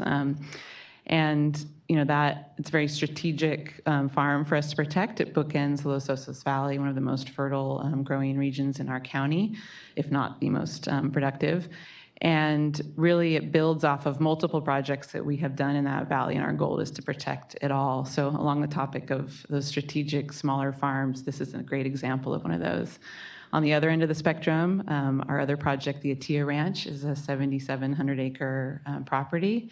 And not only will it protect a sustainable grazing operation, it also, and incredible wildlife habitat, it is a significant portion of the watershed for Nacimiento Lake. And that lake is vital for water quality and actually water quantity for the Salinas Valley. So the downstream effects of this project are significant for agriculture throughout our state. And of course, there's always a great family story with these projects. The owners have pieced together this ranch from much smaller holdings over the last 20 years, and they really just want to protect it for future generations. And we're excited that these two projects can move forward with your support. And also, just as a member of the Land Trust community, we're grateful for this program, and we really hope that it can continue, and we'll do our part to spread the word about how important it is for conservation in our state. And just thank you so much for helping us shape the future of our community. And yeah, with that, that's it. Thank you. Okay, thank you. Troy, followed by Jeannie Merrill. Good afternoon, Chair. My name is Troy Hightower. I didn't intend to comment on this particular item. I was going to do a general comment, so I'm happy to wait until this item is completed. What? If you are willing to go ahead and make a general comment, you're I don't here, want you to might take as any well. of the other people's time under this. No, you topic, won't take but, anybody's time. Well, thank you. I appreciate that, Chair, and members of the council. My name is Troy Hightower. I'm here with the Affordable Housing Coalition of the County of Kern, and I wanted to bring some information about the County of Kern that may be unique. And it goes back to some of the earlier discussion. I believe one of the council members mentioned how it's better to have your housing close to employment.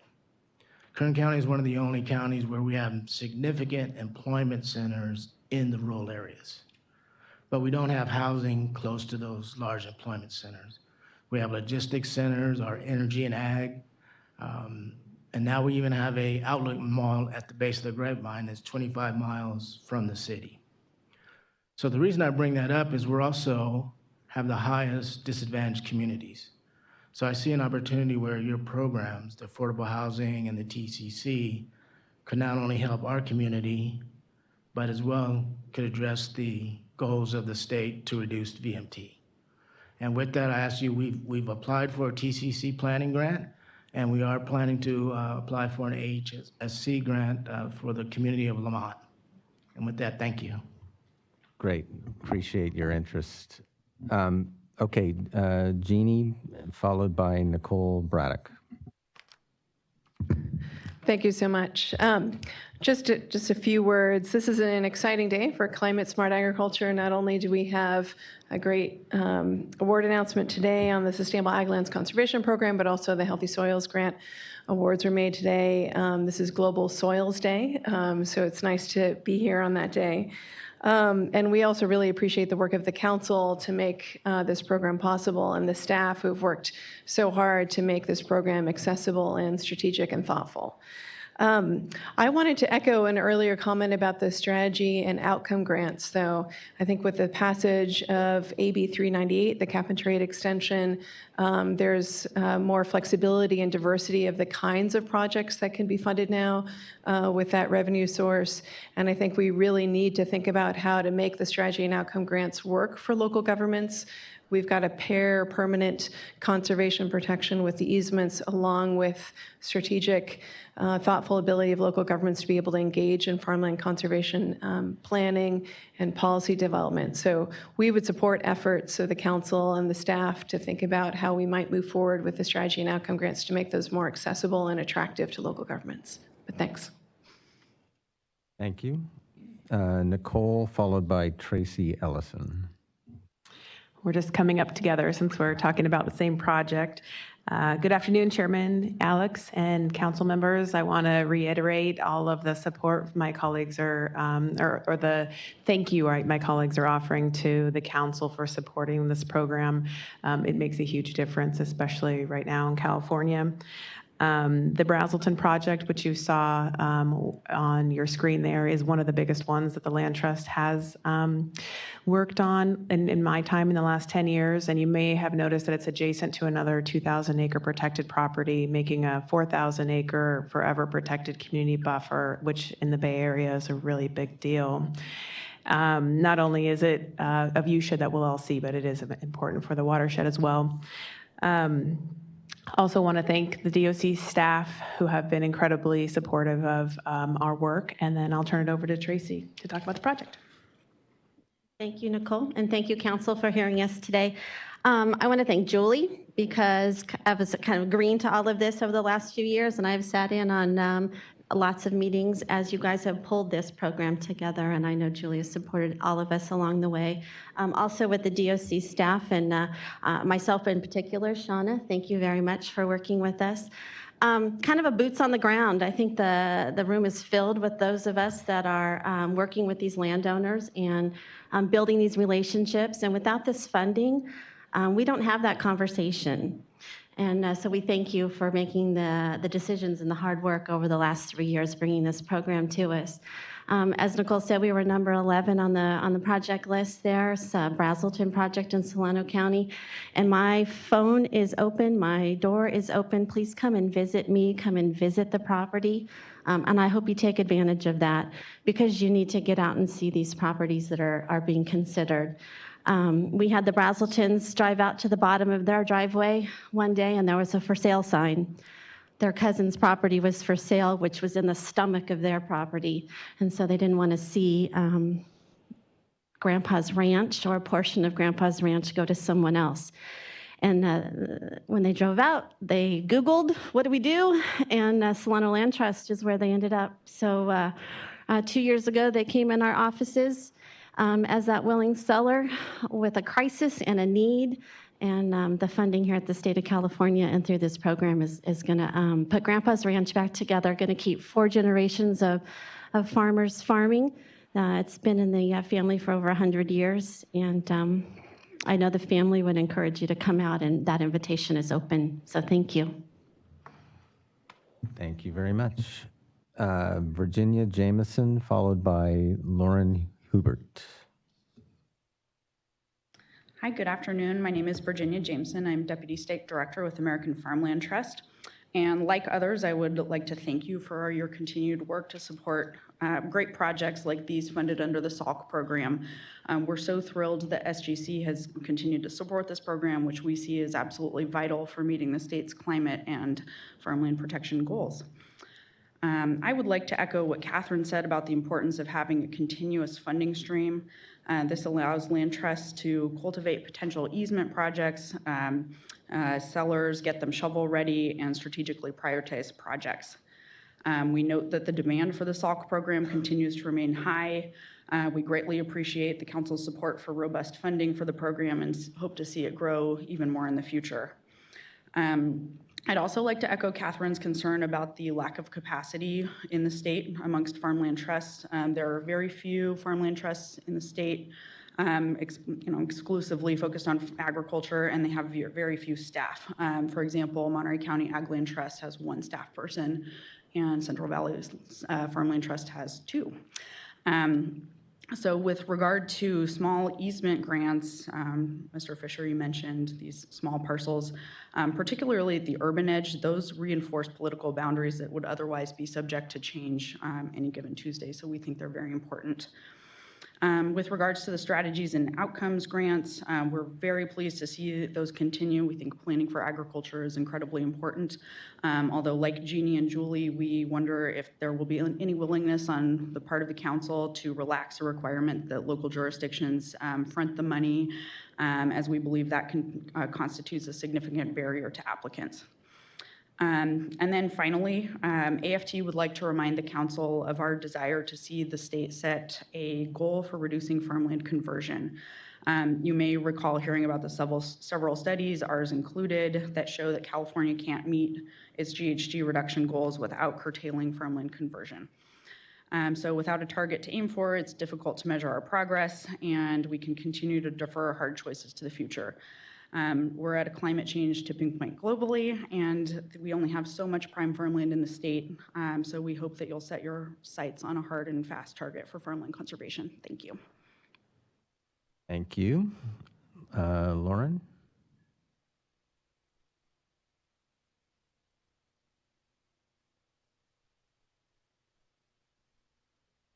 I'm Lauren Hubert with Sierra Foothill Conservancy, and we drove up here this morning from Mariposa area down in the Sierra and Central Valley, and we're here to thank you for your support of the Hornitos Ranch Conservation Easement. This is a 7,182 acre working ranch on the border of Mariposa and Merced counties, and borders 2 public recreation areas and several county roads, and is composed of over 49 historic parcels.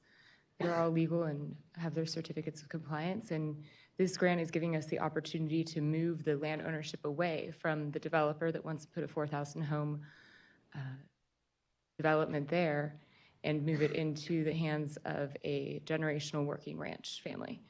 And this grant gives us the opportunity to do that, and I want to echo the support as the rest of my land trust community on being so grateful for the funding for conservation easements on working landscapes.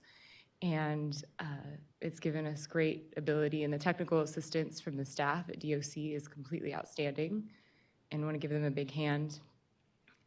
We wouldn't be able to turn in such great applications if it weren't for such great staff.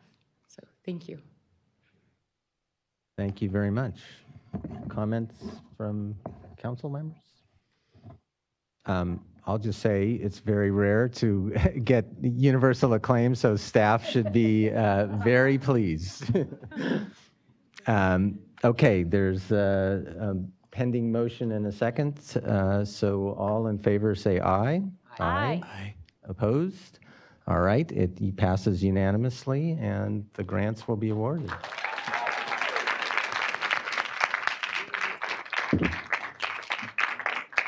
Okay, on that high note, thank you all very much, and we are adjourned.